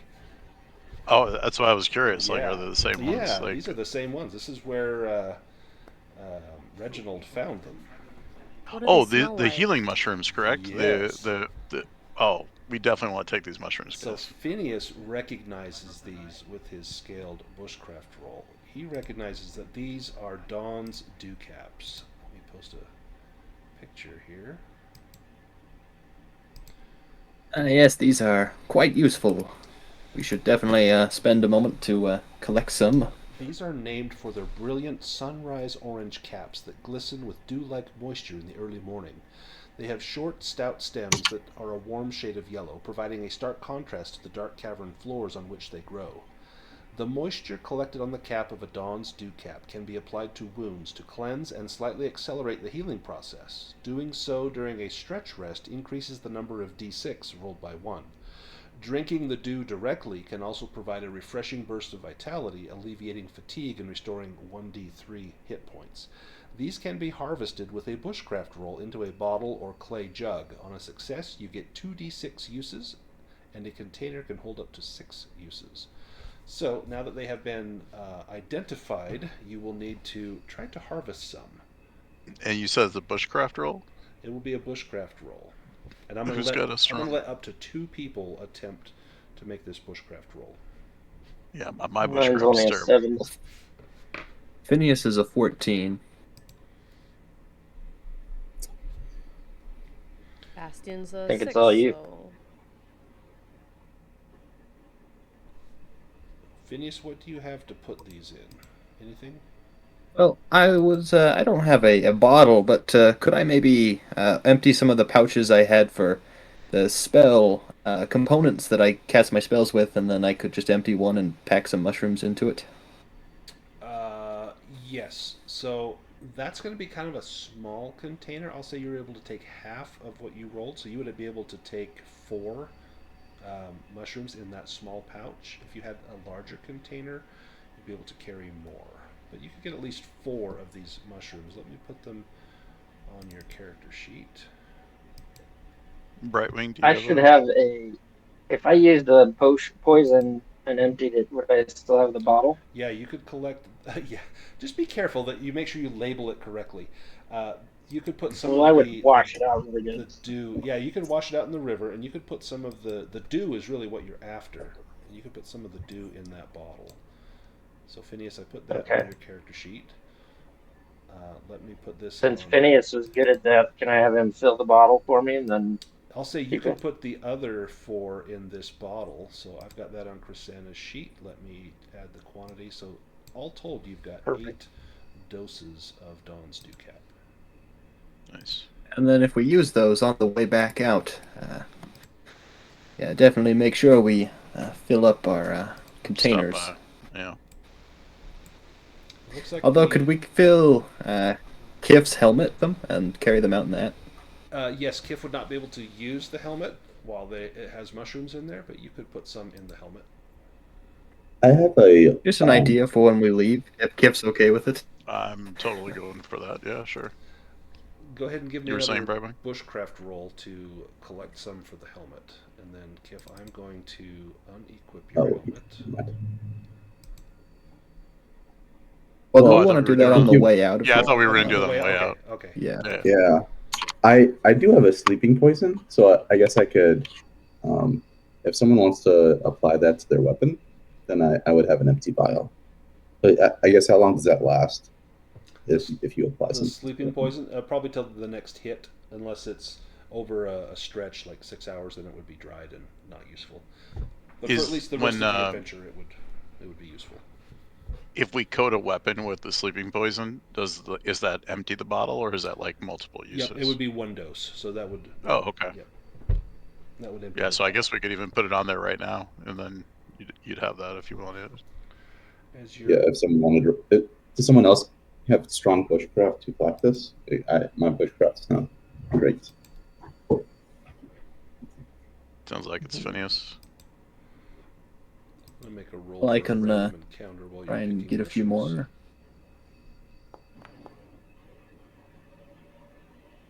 Hey, Let's see. Okay.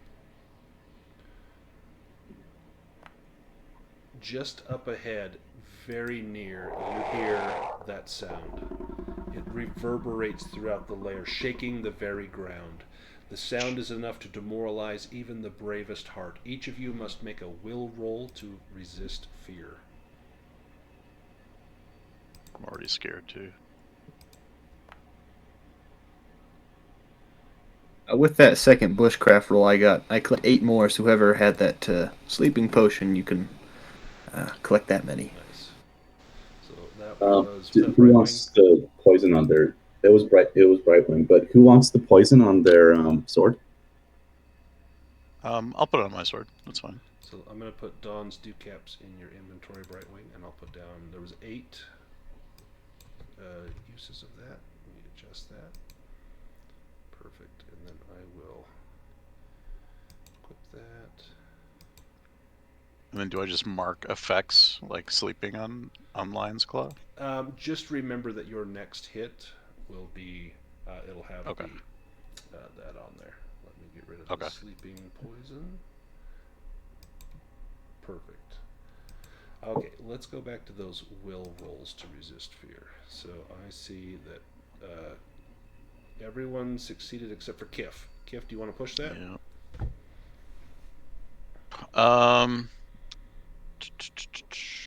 What am I willing to do? I'll do charisma and push it.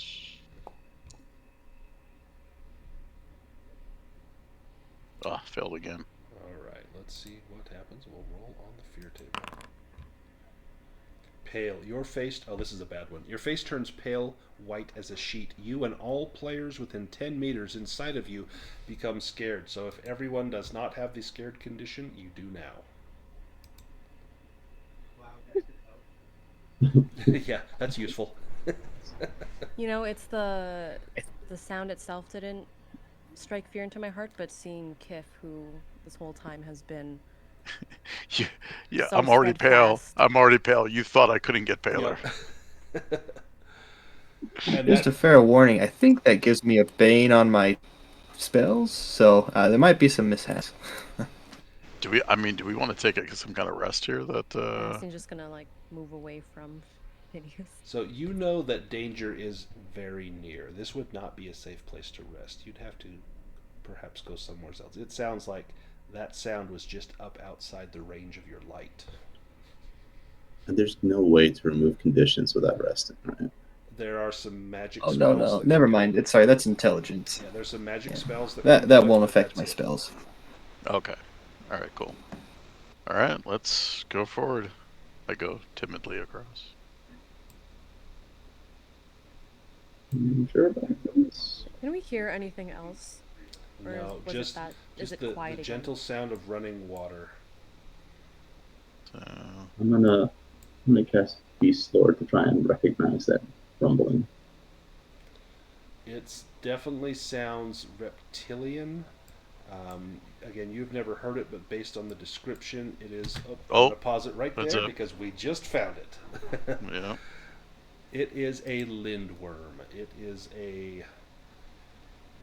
not a full-on dragon, but a relative of the dragon family. Let me post a picture, and I'll give you a nice little description here. This thing, okay.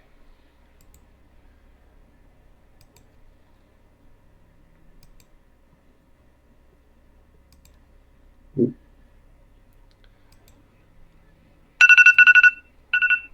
It has a loud beeping sound. Now here we go. You find yourselves in a vast expanse of a cavern, split by a meandering river. A thick pillar of rock stretches upward, connecting the rugged floor to the cavern's imposing ceiling. Strewn across the floor, large boulders lie scattered. Entwined around the largest of these boulders, a creature of myth and nightmare rests in a serpentine coil. Its massive form is covered in silvery gray scales that shimmer with a metallic sheen, casting an ethereal glow in the dim light. From its formidable body rise fearsome dorsal spikes, tracing the creature's length.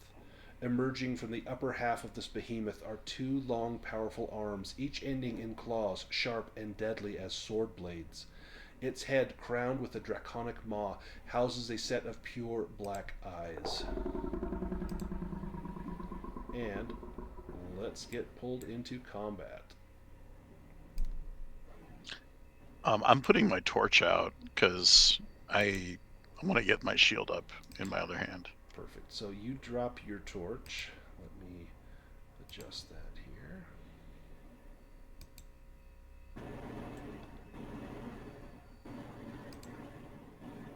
Was I the only one casting light? I thought we had a couple of others. Yeah, sorry. Let me fix that. I think it had multiple selected. Let me get the light spell back on there, and then I think we had a lantern. Brightwing had a lantern, yeah. There we go. Okay, if you want to go ahead and draw your initiative card. Now, this is a monster. This monster has what's called ferocity. So in this game, that means it gets to attack twice each round. So the monster draws 2 initiative cards. So let's get this started. Let's get some combat music going. I've got some brutal combat music. Baston, you are first.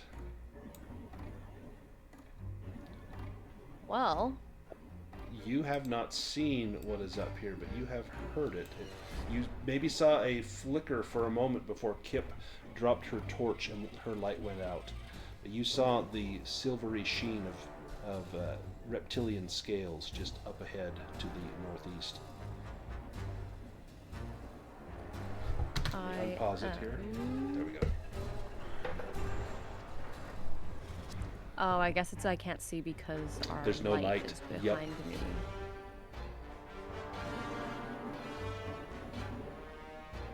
Do you want to trade your turn with someone else? If I lit my torch, does that count as an action? You could, you know what, I'll say you could stick it down into the smoldering remains of Kif's torch and light it as you go up there. I'm just going to have you give me an agility roll to be able to do that.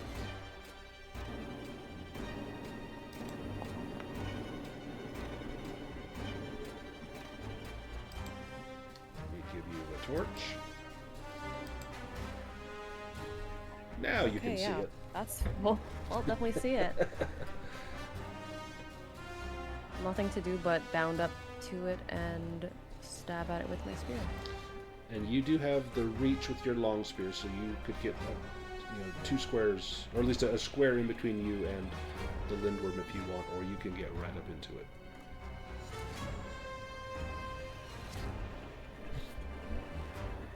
So you could attack it from where you were or from there. Either one would work. I think the way I see it, it would attack me anyways as I'm the closest, so Most likely. might as well try to get a better hit in. Yeah.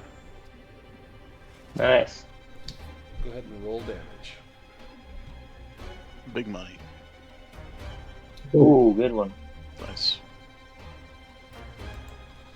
Let me inflict that damage. This thing has surprisingly dense scales. It blocks 6 of that. And that was piercing damage. Okay. That's piercing damage. So it's resistant to piercing. And Or it just has armor.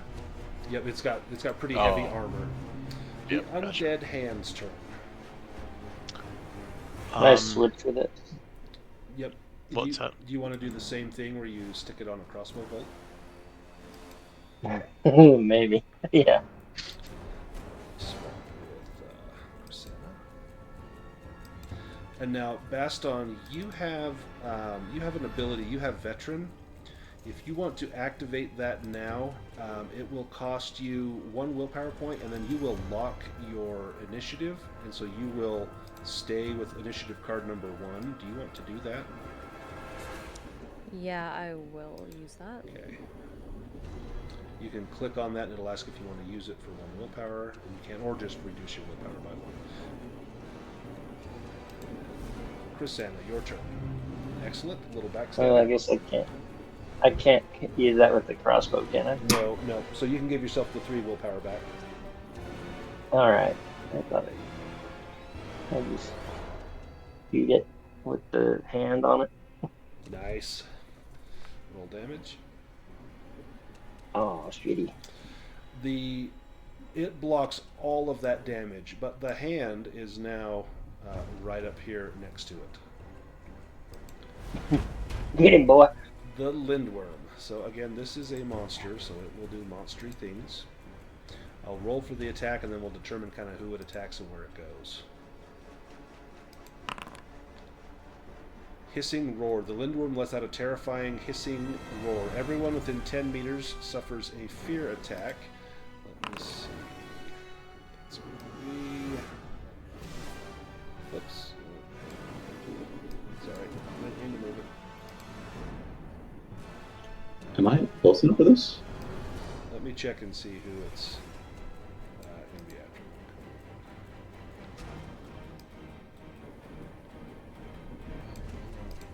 I'll not do the measure tool for some reason.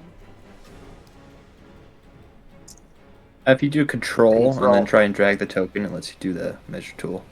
Yeah, it is not doing that for some reason. There it goes. So that's going to be, that will be Baston and Kif and not Chrisanna. So just Baston and Kif will need to make that fear roll.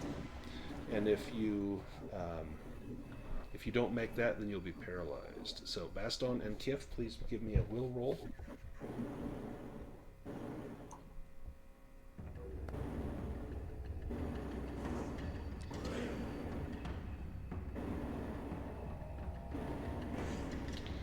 Baston, you succeed. Kif, do you want to push that?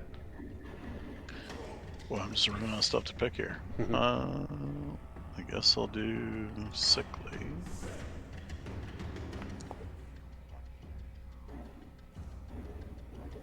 Oh, Nope. You are petrified with terror and unable to move. You cannot perform any action or movement on your next turn. You make a will roll on each subsequent turn, not as an action, to break the paralysis. So, this round, you cannot move on your next turn. You cannot, but on the turn after that, you'll get to do a will roll at the start of the turn to see if you're able to move. So you are just frozen with fear at the sight of this. And then, unfortunately, the Lindworm goes again. Ravenous Bite. It opens its mouth and lunges at a victim to take a big bite. It's going to be Baston. 3d8 slashing damage, but it can be parried. But Baston, you have already used your action. You cannot parry this. Uh-oh. Ouch. Oh, 18 points to Ugh. Baston. And so, Baston, you do not have... You've got 2 armor, so you'll take 16. You're down to 1 hit point. Yeah. And I'm going to be thinking to myself, oh, I should have held on to that healing potion back there. So someone needs to get some do-over to her. So let me drop you down. I'll drop your hit points down. 16. Do we still have that poison in the vial?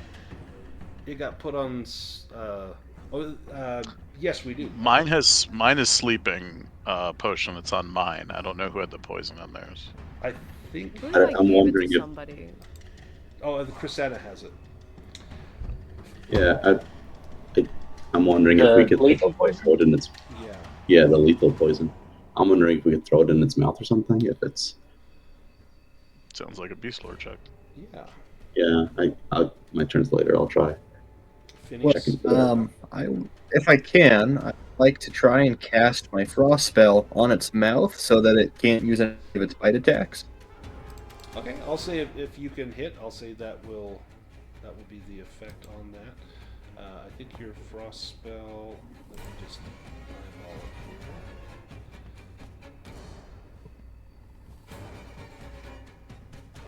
So it is a sphere. You'll need to be closer. So the distance is 4 squares. Well, I think that's the radius of the spell. Well, it says the distance. Let's see. Temperature. Because there's a sphere that it creates this. Oh, it's all around you. I think. So yeah, it's around you. So 4 squares around you. So you would have to be up next to it if you want to do that. I don't know if you want to. Well, then can I just make that roll I did a fireball then? Yep, that's fine. So 2d6 damage. Okay. Nice. Give me 1 second. I believe does armor come into play with the fireball. Sorry, I should know this. Yeah, so armor. It doesn't say ignores armor, so armor would be in effect. So it takes 4 damage from that.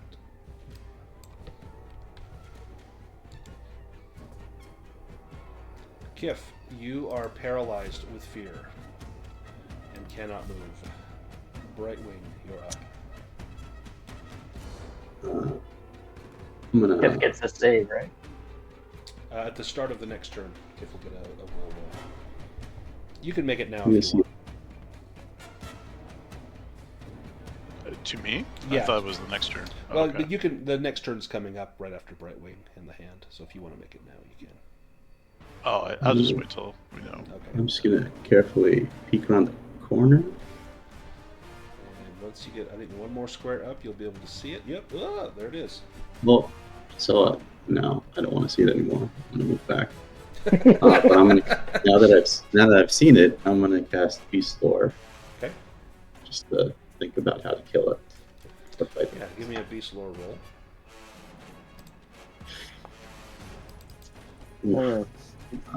I'm gonna push this. Push that.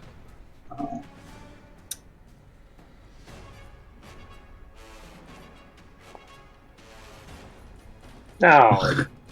Oh, that was on a dragon and rolled off. You needed to take a closer look. Yep, you gotta get a little closer. Maybe not just stick your head around the pillar. Yeah. You think that these things might be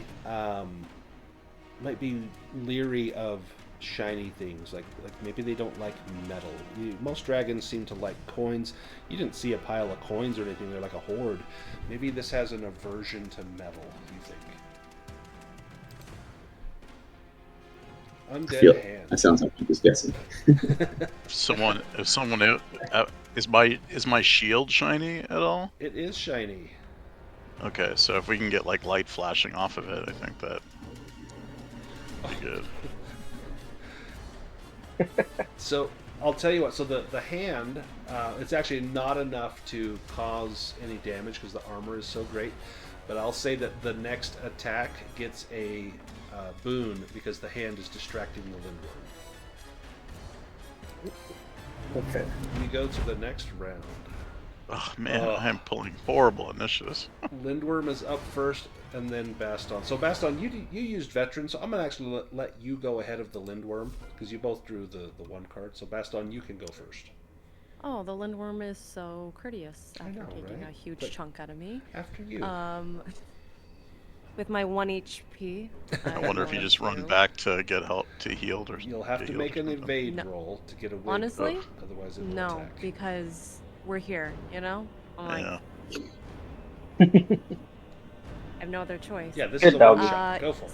Yeah, seeing the hand distracting the Lindworm, I know that this is my only chance to try to get one in. So again, I'm just going to attack with my long spear. And you get a boon.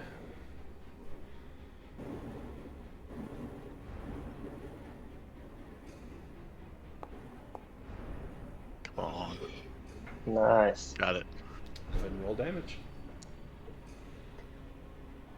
Good numbers. Nice. He takes 10. How does that work? If he's got Armor armor, does it whittle away at the armor, or he Nope. always has like It a certain just- amount that yep, he it can? just reduces swallows it. that. Yeah. Gotcha. So he will Yep. reduce every damage by 6 every time. Gotcha. All right. Now it is the Lindworm's turn. He will make an attack, and we will see who he attacks based on what it is. So this was his last attack. So monsters are not supposed to repeat the same attack twice, so I'm going to re-roll that.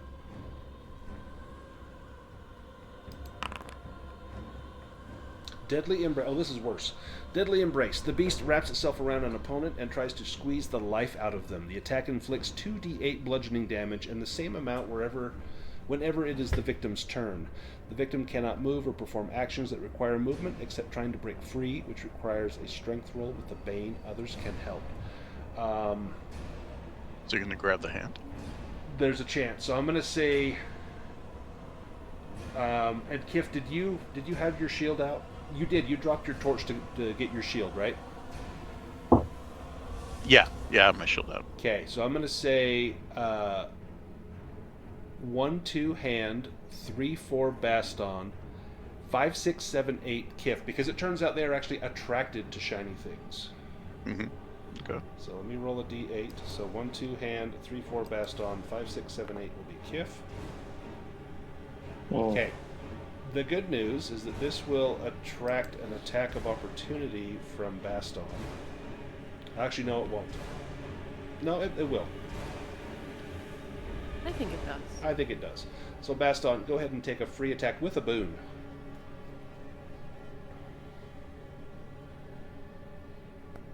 Don't think you're getting away from me that easy. Oh, yes. With the boon, roll damage. Another good one. Nice. Takes 4. Down to 35. You guys are making headway. Slowly with my spear, I'm chipping Oh, away. crap.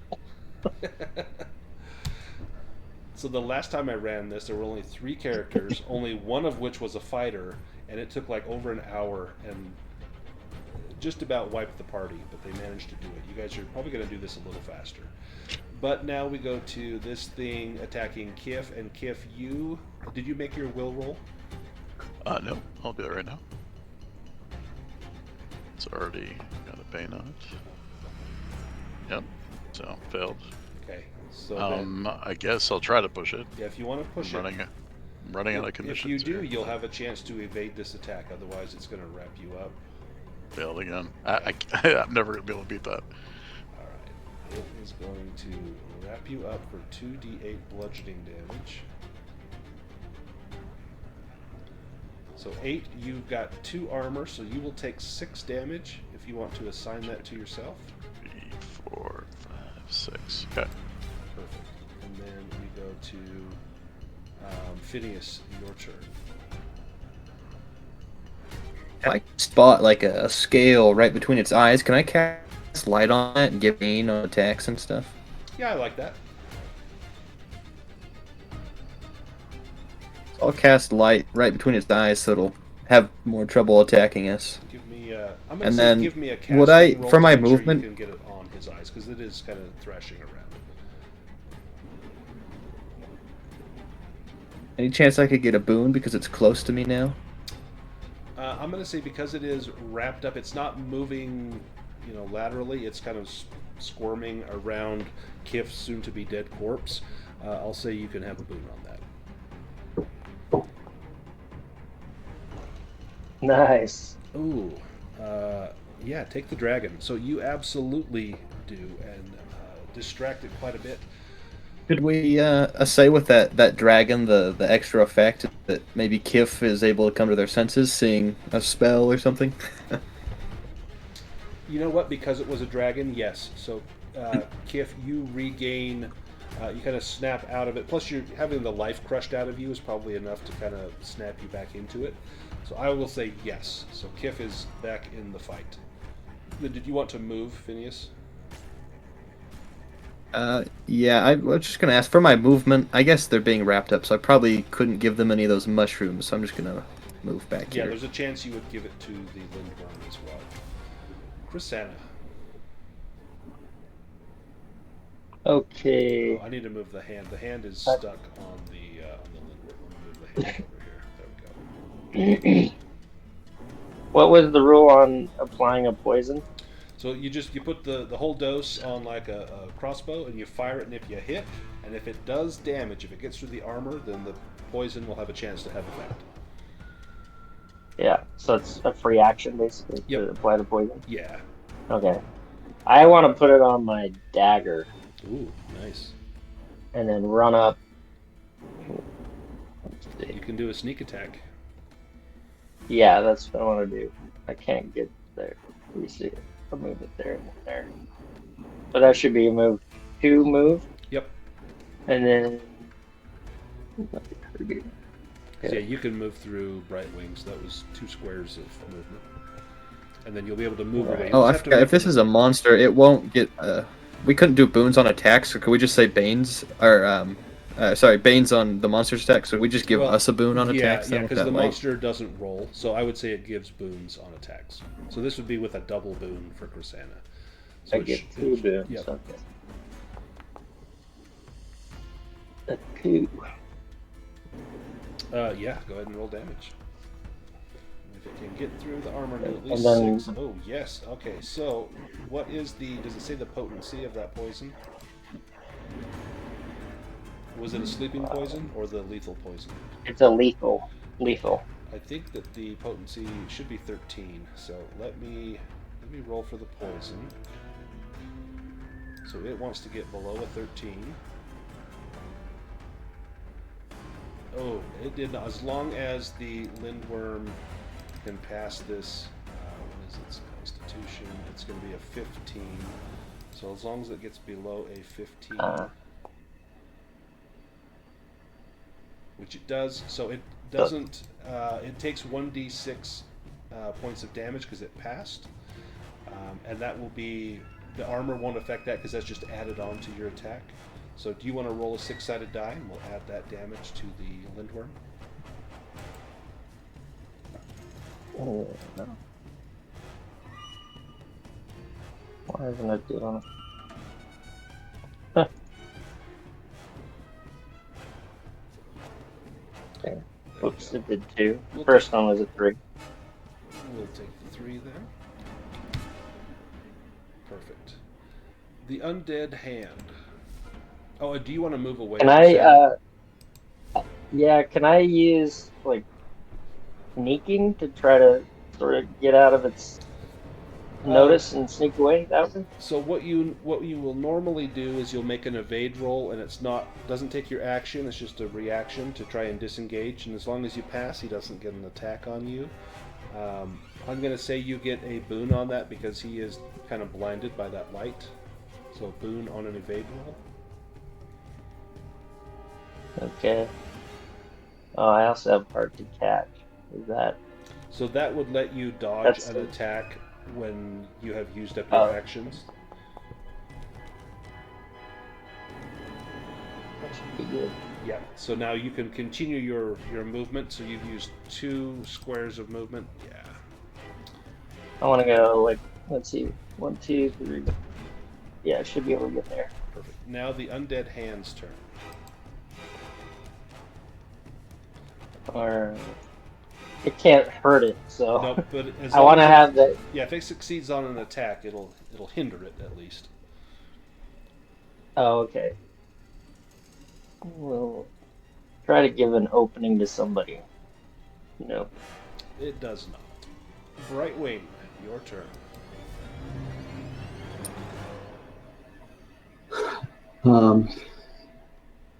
What are the mechanics around help? So you would give someone a boon if you help them. If it's something like a skill, you would make the skill roll, and if you pass, you would give them a boon on their next action. I'm wondering if I'm right here, I can help Kif to try and get out. So Kif will need to make a strength roll to get out.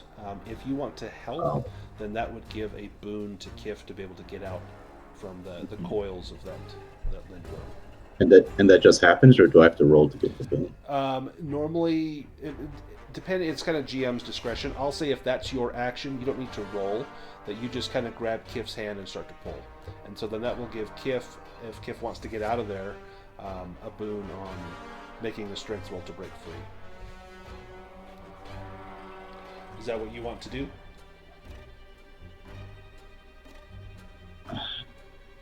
Yeah, let's give that a try.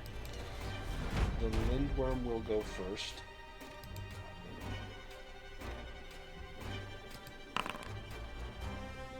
Ravenous Bite. It opens its mouth and lunges at a victim to take a big bite. It deals 3d8 slashing damage but can be parried. This thing has reach, so I'm going to say 1, 2 Baston, 3, 4 Kif, 5, 6 the hand, and 7, 8 will be Brightwing. Did you say monsters can't roll the same attacks as before? Is that Did how it do works? the bite last time? Yeah, that's what took a big chunk out of me. Yep, then it won't do that attack. Let's do another one. And let's just hope that the next one is not worse. Not as bad. Oh yeah, hissing roar. So everyone, this will be Baston. It's done that one, Right. correct? Oh, but it didn't do this one most recently. Oh, okay. So this one would go into effect. So everyone, let's see, everyone's going to be Baston, Kif, and Brightwing. Make a will roll to avoid a fear attack. I'm gonna fail that one. I know. I can see where this is going.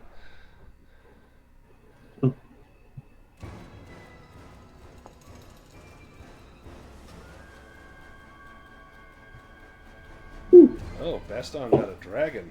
Nice. And Brightwing succeeded, but Kif, you are wrapped up in this thing and in a wild panic. So you can't right now because you're entangled, but if you get free, you will flee the scene as fast as you can. On your next turn, you must dash away, but you're not going to be able to because you are wrapped up in there. So that might be the best possible outcome. Now, Kif, it's your turn. You are wrapped up, so you're going to take 7 damage, which is what you took last time. Your armor reduces it by 2, so you're going to take 5 damage. Do you have any health? I'm already left? down then. Okay, then you are down as it crushes you, and then you need to make a death save. But at least you're not panicking, so silver linings. So does he have a boon on that from me helping? Yes. Previously? Yep, I'll give you a boon as he sees Brightwing trying to come to his aid. Actually, I don't think it'll let you make a boon on that. I think it just does a straight roll.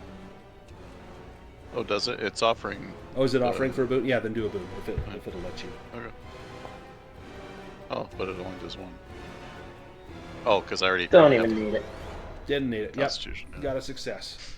So roll a dragon or get 2 more successes, and you are no longer down and dying.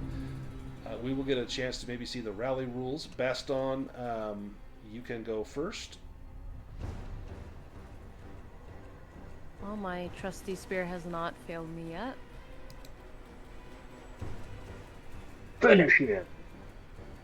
Do I get a boon on that? You do, because of the light. Yep. On Baston. 7, nice. With the boon. Go ahead and roll damage. No. He will block 6, so it'll take 3. My strength is failing me as my breath rattles around in my chest from my last hit point, barely clinging onto consciousness. The Lindworm. Let's see if there's this one. Dorsal spikes. The creature rolls over all opponents within 6 meters. The victims take 2d4 slashing damage from spikes on the monster's back. So that's going to be Baston and Brightwing. And then you will be knocked down. Now, Brightwing, you can use your action to evade this. That will take your action for the turn. Baston, you cannot because you have just used your action. Do you want to evade this, Brightwing?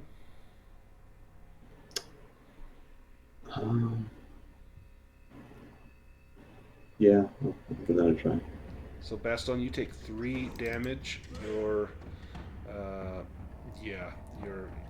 You took the 1 which you had left, and then you succeed in the evade, and so you are not taking damage or knocked down, Brightwing.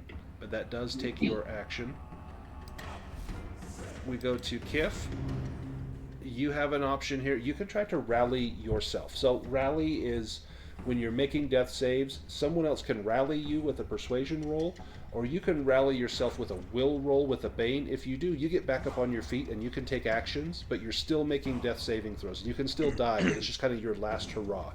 Do you want to rally yourself? Being aware that if you take damage while you're rallied, rather than taking damage, it just counts as a failed death save. You can rally yourself, or you can just make your death save and that'll be your turn.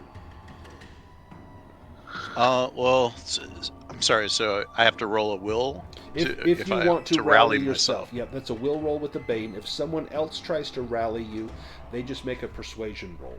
And if either of those succeed, you get back up on your feet.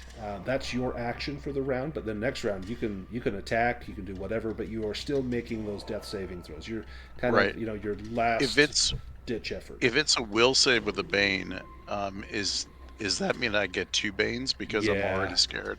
Yep. Oh, so 3 dice. Yeah. Okay.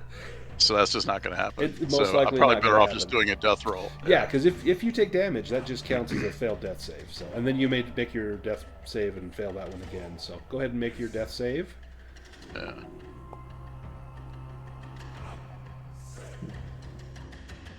Failed. Okay. Lindworm. No, Kiff. Oh, before it goes, Yeah. I didn't have my action. I still had movement. Can I move away from it? So the way that works, you evaded as your action, and since you succeeded, you can move 1 square. You get to move 2 meters. So you would get 1 square of movement with that. Is that I can go diagonal? Yes, diagonal is 1 square. Yep. All right, there we go.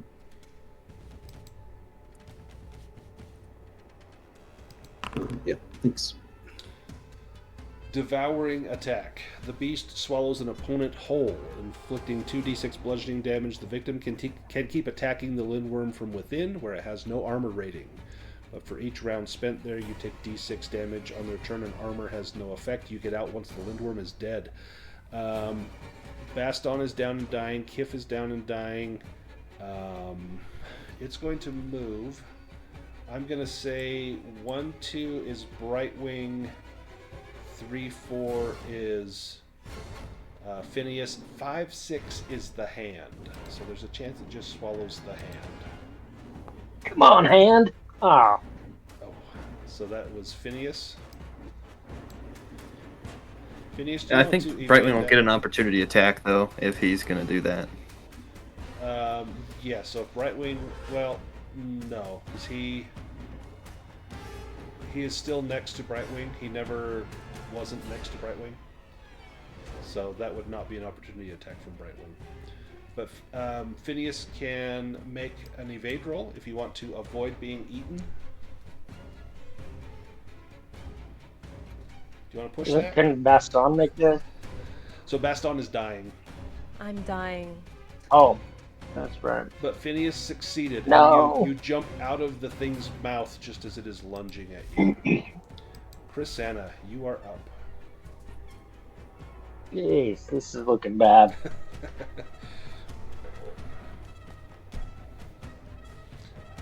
Now, your hand, Oh. you could direct it to go and take some of those mushrooms and give to people. Like if they have the mushrooms on their persons, it could go and rummage through there and put some on their wounds when it's the hand's turn next. But for now, what does Chrisanna do? I think I need to keep attacking. I'll just step up here. It's got 20 hit points, so you guys are getting there. You can do another backstab if you got the willpower for it. Mm-hmm. Do I have 2 boons then? Yes, you have 2 boons. Okay. Come on, dragon. Dragon Yes! would be sweet. Oh, you got a dragon. So you can do double weapon damage. I'll do that. Yep, that's probably the best. Ooh, nice. So it will block 6 of that. It only has a few left. What, 4 hit points left. Or, sorry, 6 hit points left. Do you want to move at all? If you move away, you need to make an evade roll. Yeah. Is that with a boon or what was it? Yeah, that'd be with a boon. Yeah, that's good. Yep, so you can, you've moved 1 square, you can move the rest of your movement. And then it is the undead hand's turn. 3. I have a... Is it an action to give some of the potion to somebody? It would be an action. Okay, I could do that next for Baston, and then I'll move that. Who else was down? Kif? Kif and Baston. So that if the hand wants to administer that, I think, does Kif have some of the mushrooms on her person? I don't have it on me now. Does, I don't have it on me now. Does Baston have the mushrooms? I don't think so. No, I think it was I just think- Phineas. I think Yeah, I filled up a vial Phineas for Brightwing and, and Baston. Phineas Brightwing. Brightwing Can I and can I just Chrisanna. hand the vial to the... Yeah, so the hand can, it could come over to you and take the vial and administer them to Baston. Okay, let's do that. So what it will do is it will, let me lower your quantity here by 1.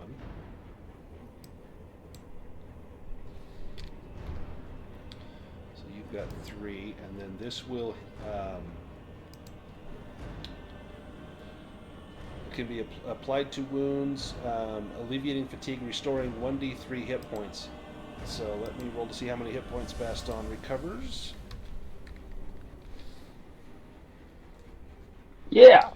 3. 3 hit points Chipping for the Baston. So Baston is no longer making death saves. Shake myself off. And of course the Lindworm goes first. I say we got to get Kif up.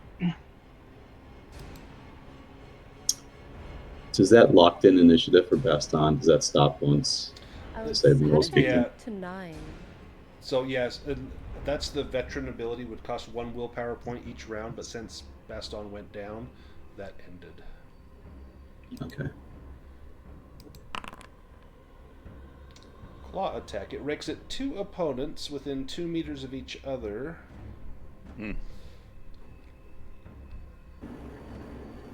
No one is within 2 meters of each other, so I'm going to say 1, 2 Brightwing, 3, 4 Phineas.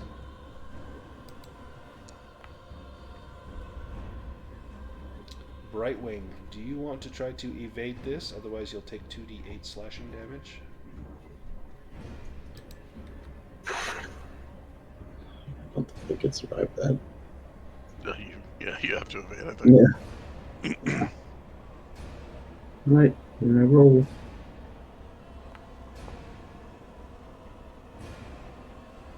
Okay. You evade.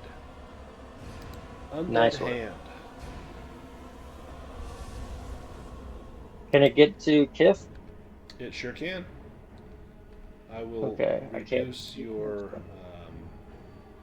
quantity there, and Kif, you can have this many hit points, and stop making death saves.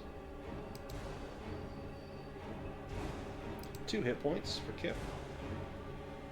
Does that reset death rolls? So it should reset them. You won't need to make any more death rolls. But if you go down again, that will restart. From scratch, then, Yep, right? Yep, from scratch. Yeah. Okay. So in fact, let me just make sure that's blanked out on your character sheet.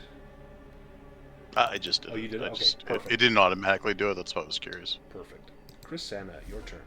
And then Kif is up next. 4. Kif has like the royal flush of conditions. I think you got everything except for exhausted. I've been saving that one because that's the one I did a hit with. This could be it. Can Chrisana defeat the Lindworm? Dragon. Dragon. Okay. Oh, there's some 17 promising. The damage. Lindworm has an action left, and monsters don't always evade, but intelligent ones can. It's going to try to evade, but it needs to roll a dragon in order to evade, otherwise you're going to finish it off. So let's that's just cool. see if it can evade. It will need to beat you. Yeah. Oh! Oh my god. But Wow. that took its second turn for the round, so it manages to evade that. Oh, wow. That's incredible. Kif, your turn. Yeah. Here we go. Finish it. Let's see. Target. And Finish it. And you get a boon. Come on. No. Oh, I get a boon on it? Yep. So you can. We've got a boon from the light from Phineas. Yep. Oh, okay. So just I just light did it again, is basically, Reroll right? it. Yeah, don't push it, just reroll Okay. it. Yes. Yes. Come on. You need to Big do money. at least 12 damage. Yes. 13. 13. Okay. Kif, give me some flavor. How do you destroy the Lindworm? I literally am just getting up off the ground, seeing what's happening. I rush forward next to Crescenta, and I just lunge forward with my sword with everything I've got. I'm still I'm landing on the ground after I'm hitting the dragon. I have no idea what's even going on above me. Nice. Woo. That was awesome. Hooray. I cannot believe that it evaded. It evaded That was with the amazing. dragon.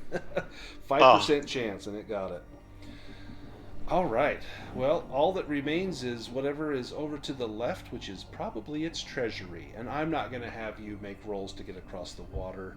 You've done enough. I'll let you maneuver over there, and I'll tell you what is in the Lindworm's feasting cavern. The cave floor is strewn with the remnants of the Lindworm's meals, a macabre tapestry of bones. Amidst the carnage lie the tattered remnants of the unfortunate victim's possessions, shredded garments, rucksacks, as well as a scattering of coins and various trinkets that catch your eye. Let me have Chrisana give me a spot hidden roll as you search around for loot.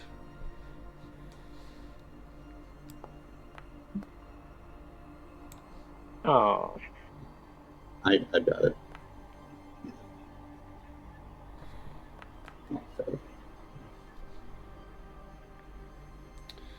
Rosanna, it takes you a moment, but then you discover, I'll write this down, we'll tally it up, 29 gold pieces, 83 silver pieces.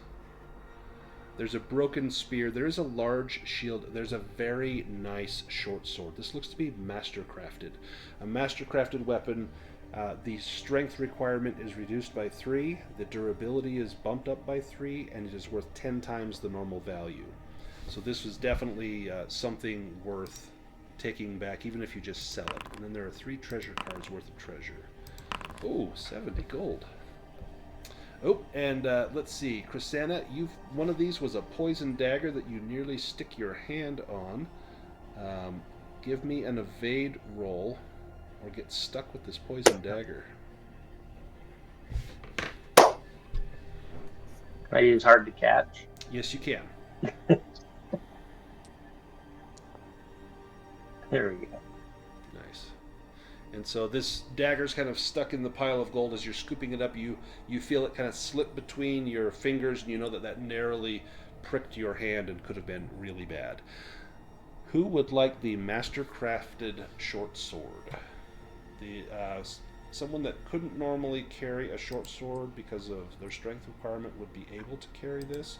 The strength requirement for this is 4, so this would be a weapon that anyone could use. You just would use your sword skill with that. Anyone want that master-crafted short sword, or do you want to sell it?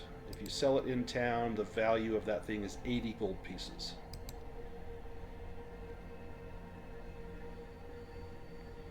Not me. Yeah, if no one can use it, I then say let's sell just sell it because give us I already the have 80 a gold. magic.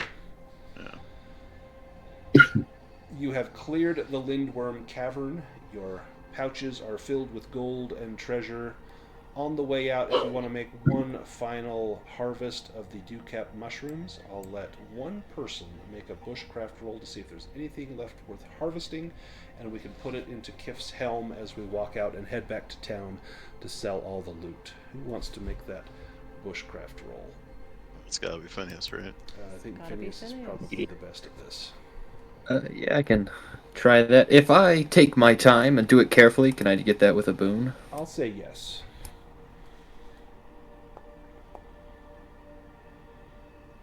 Oh, Thank goodness. I needed it.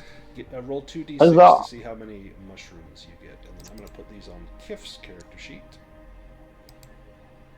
6 more. 6 more doses. So let me put Dawn's dewcaps on Kif's sheet. Let me change it to 6.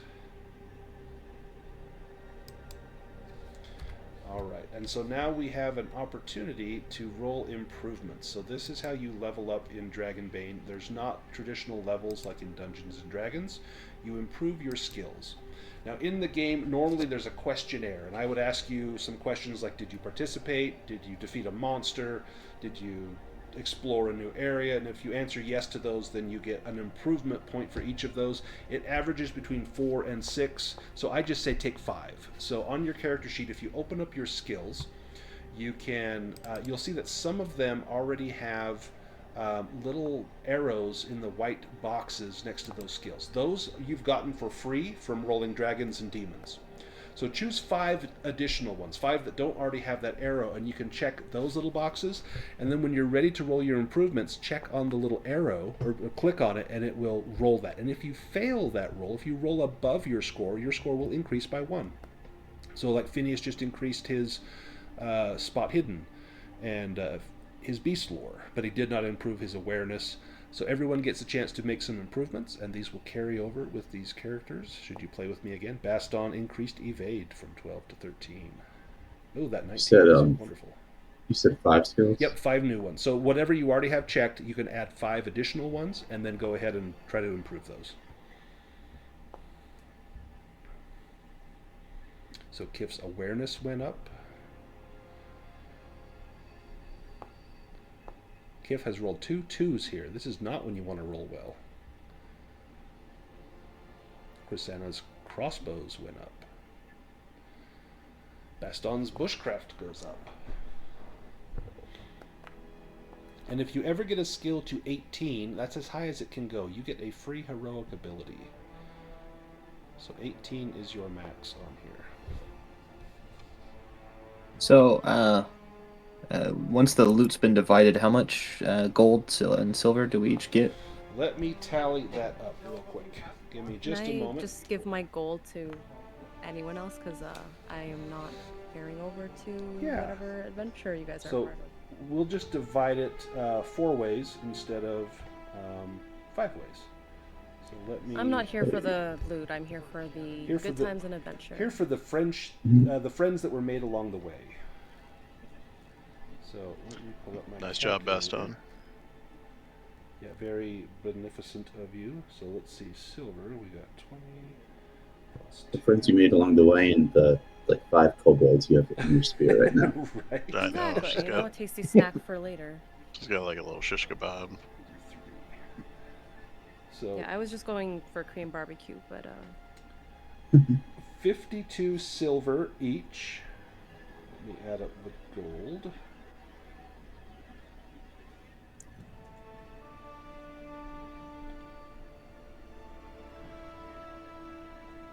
And 48 gold each.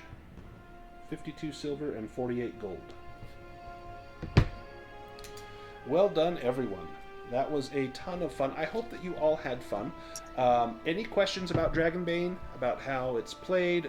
Did it make sense? Was there something that was utterly confusing for you? my question with the initiative cards. Mhm. Is it like on when it's your turn, you can switch with somebody Yes, else? so quite a few of us did that. So on your turn, you can say, I want to switch with someone that hasn't already gone, which includes a monster. You can say, I want to switch with the monster, then the monster would take your turn, and then you would go later in the round. So sometimes it's advantageous to go later, especially if you are the sort that doesn't want to be taking damage, because then you can save your evade for the end. But if you're like a Baston or a Kif, you want to attack early, and so you want to, if you can switch to someone early, like you could say, hey, Phineas, you're going first, switch with me, and I'll go first, and then you can go later and maybe protect yourself. So that's the advantage there in switching. And as long as you can see or hear that person, like shout, hey, like, let me get him first, then you're able to switch those cards. If for some reason you cannot see or hear that person, you can't switch initiative cards with them. And then Baston had that veteran ability that let you like lock in your initiative draw and keep it from round to round at the cost of 1 willpower per Yeah, round. and that's where the last time I played, like when I finally got like a 1 or 2 or 3. Yeah, you lock it down because it's. Then I really locked good. it in. I was like, all right, that's where I want to Yeah, be. then Pretty much the rest of it. Do abilities count as your action for the turn, or are they just? No, so it Sometimes they depends. do. Yeah, sometimes it's your action. Like, so Krisanna was doing her sneak attack all the time, and that would be part of her action. So it would say, like, you spend the willpower, and then you make an attack with a boon and deal additional damage. So she would do that, and it would be part of that. Like, veteran, you would just say, I want to activate veteran. Or, like, for Brightwing, like, your ill-tempered is kind of part of your action. If you wanted to use that, you could just say, I want to use ill-tempered. Gotcha. And then you would get a boon on a skill roll at the cost. I think it costs you 3 willpower to do that. Some of the abilities, like Phineas's spells, that is the whole action there. So if he casts a spell, that's it. And then spells are kind of tricky because you have to. In some games, you have like sorcery points, and you just spend points, and the spell goes off. Other games are roll to cast. You have to roll like a certain skill, and if you succeed, you cast. This one kind of combines them, so you have to roll to cast, plus you have to spend resources to do it. But the spells tend to be super powerful, and so there's also a cost with the mishaps. Like, we got really fortunate with the mishap that only knocked Phineas down to 0 hit points, because it could have been really bad. Could have damaged everyone, or turned him into a cat or something, and then he couldn't talk or cast spells unless someone could dispel it, and none of you could have, so that could have been bad. If anyone wants to do any shopping for your characters that are going to stick around, you're welcome to do that now. Let me see if I've got the gear unlocked in the journal. If I do, you can just go to the journals, and you should find, the gear is unlocked. It'll have all the prices, and you're welcome to do some shopping, and you can drag the items onto your character sheet, and then I'll let you be honest and do the math and deduct that from your costs. If you want to make a bartering roll, if you succeed, then you can get the items for like a 50% discount. And if you roll a dragon, then they're going to actually upcharge you like 25%. So it's kind of a risk reward there. I'm going to go ahead and stop the video. I'll get this video posted tonight, and then you guys are welcome to watch it. I'll post a link to it, and I know I'm playing games with most of you in the future, or have played with you, so it's I really appreciate you guys joining up and playing, and I'm looking forward to our next games.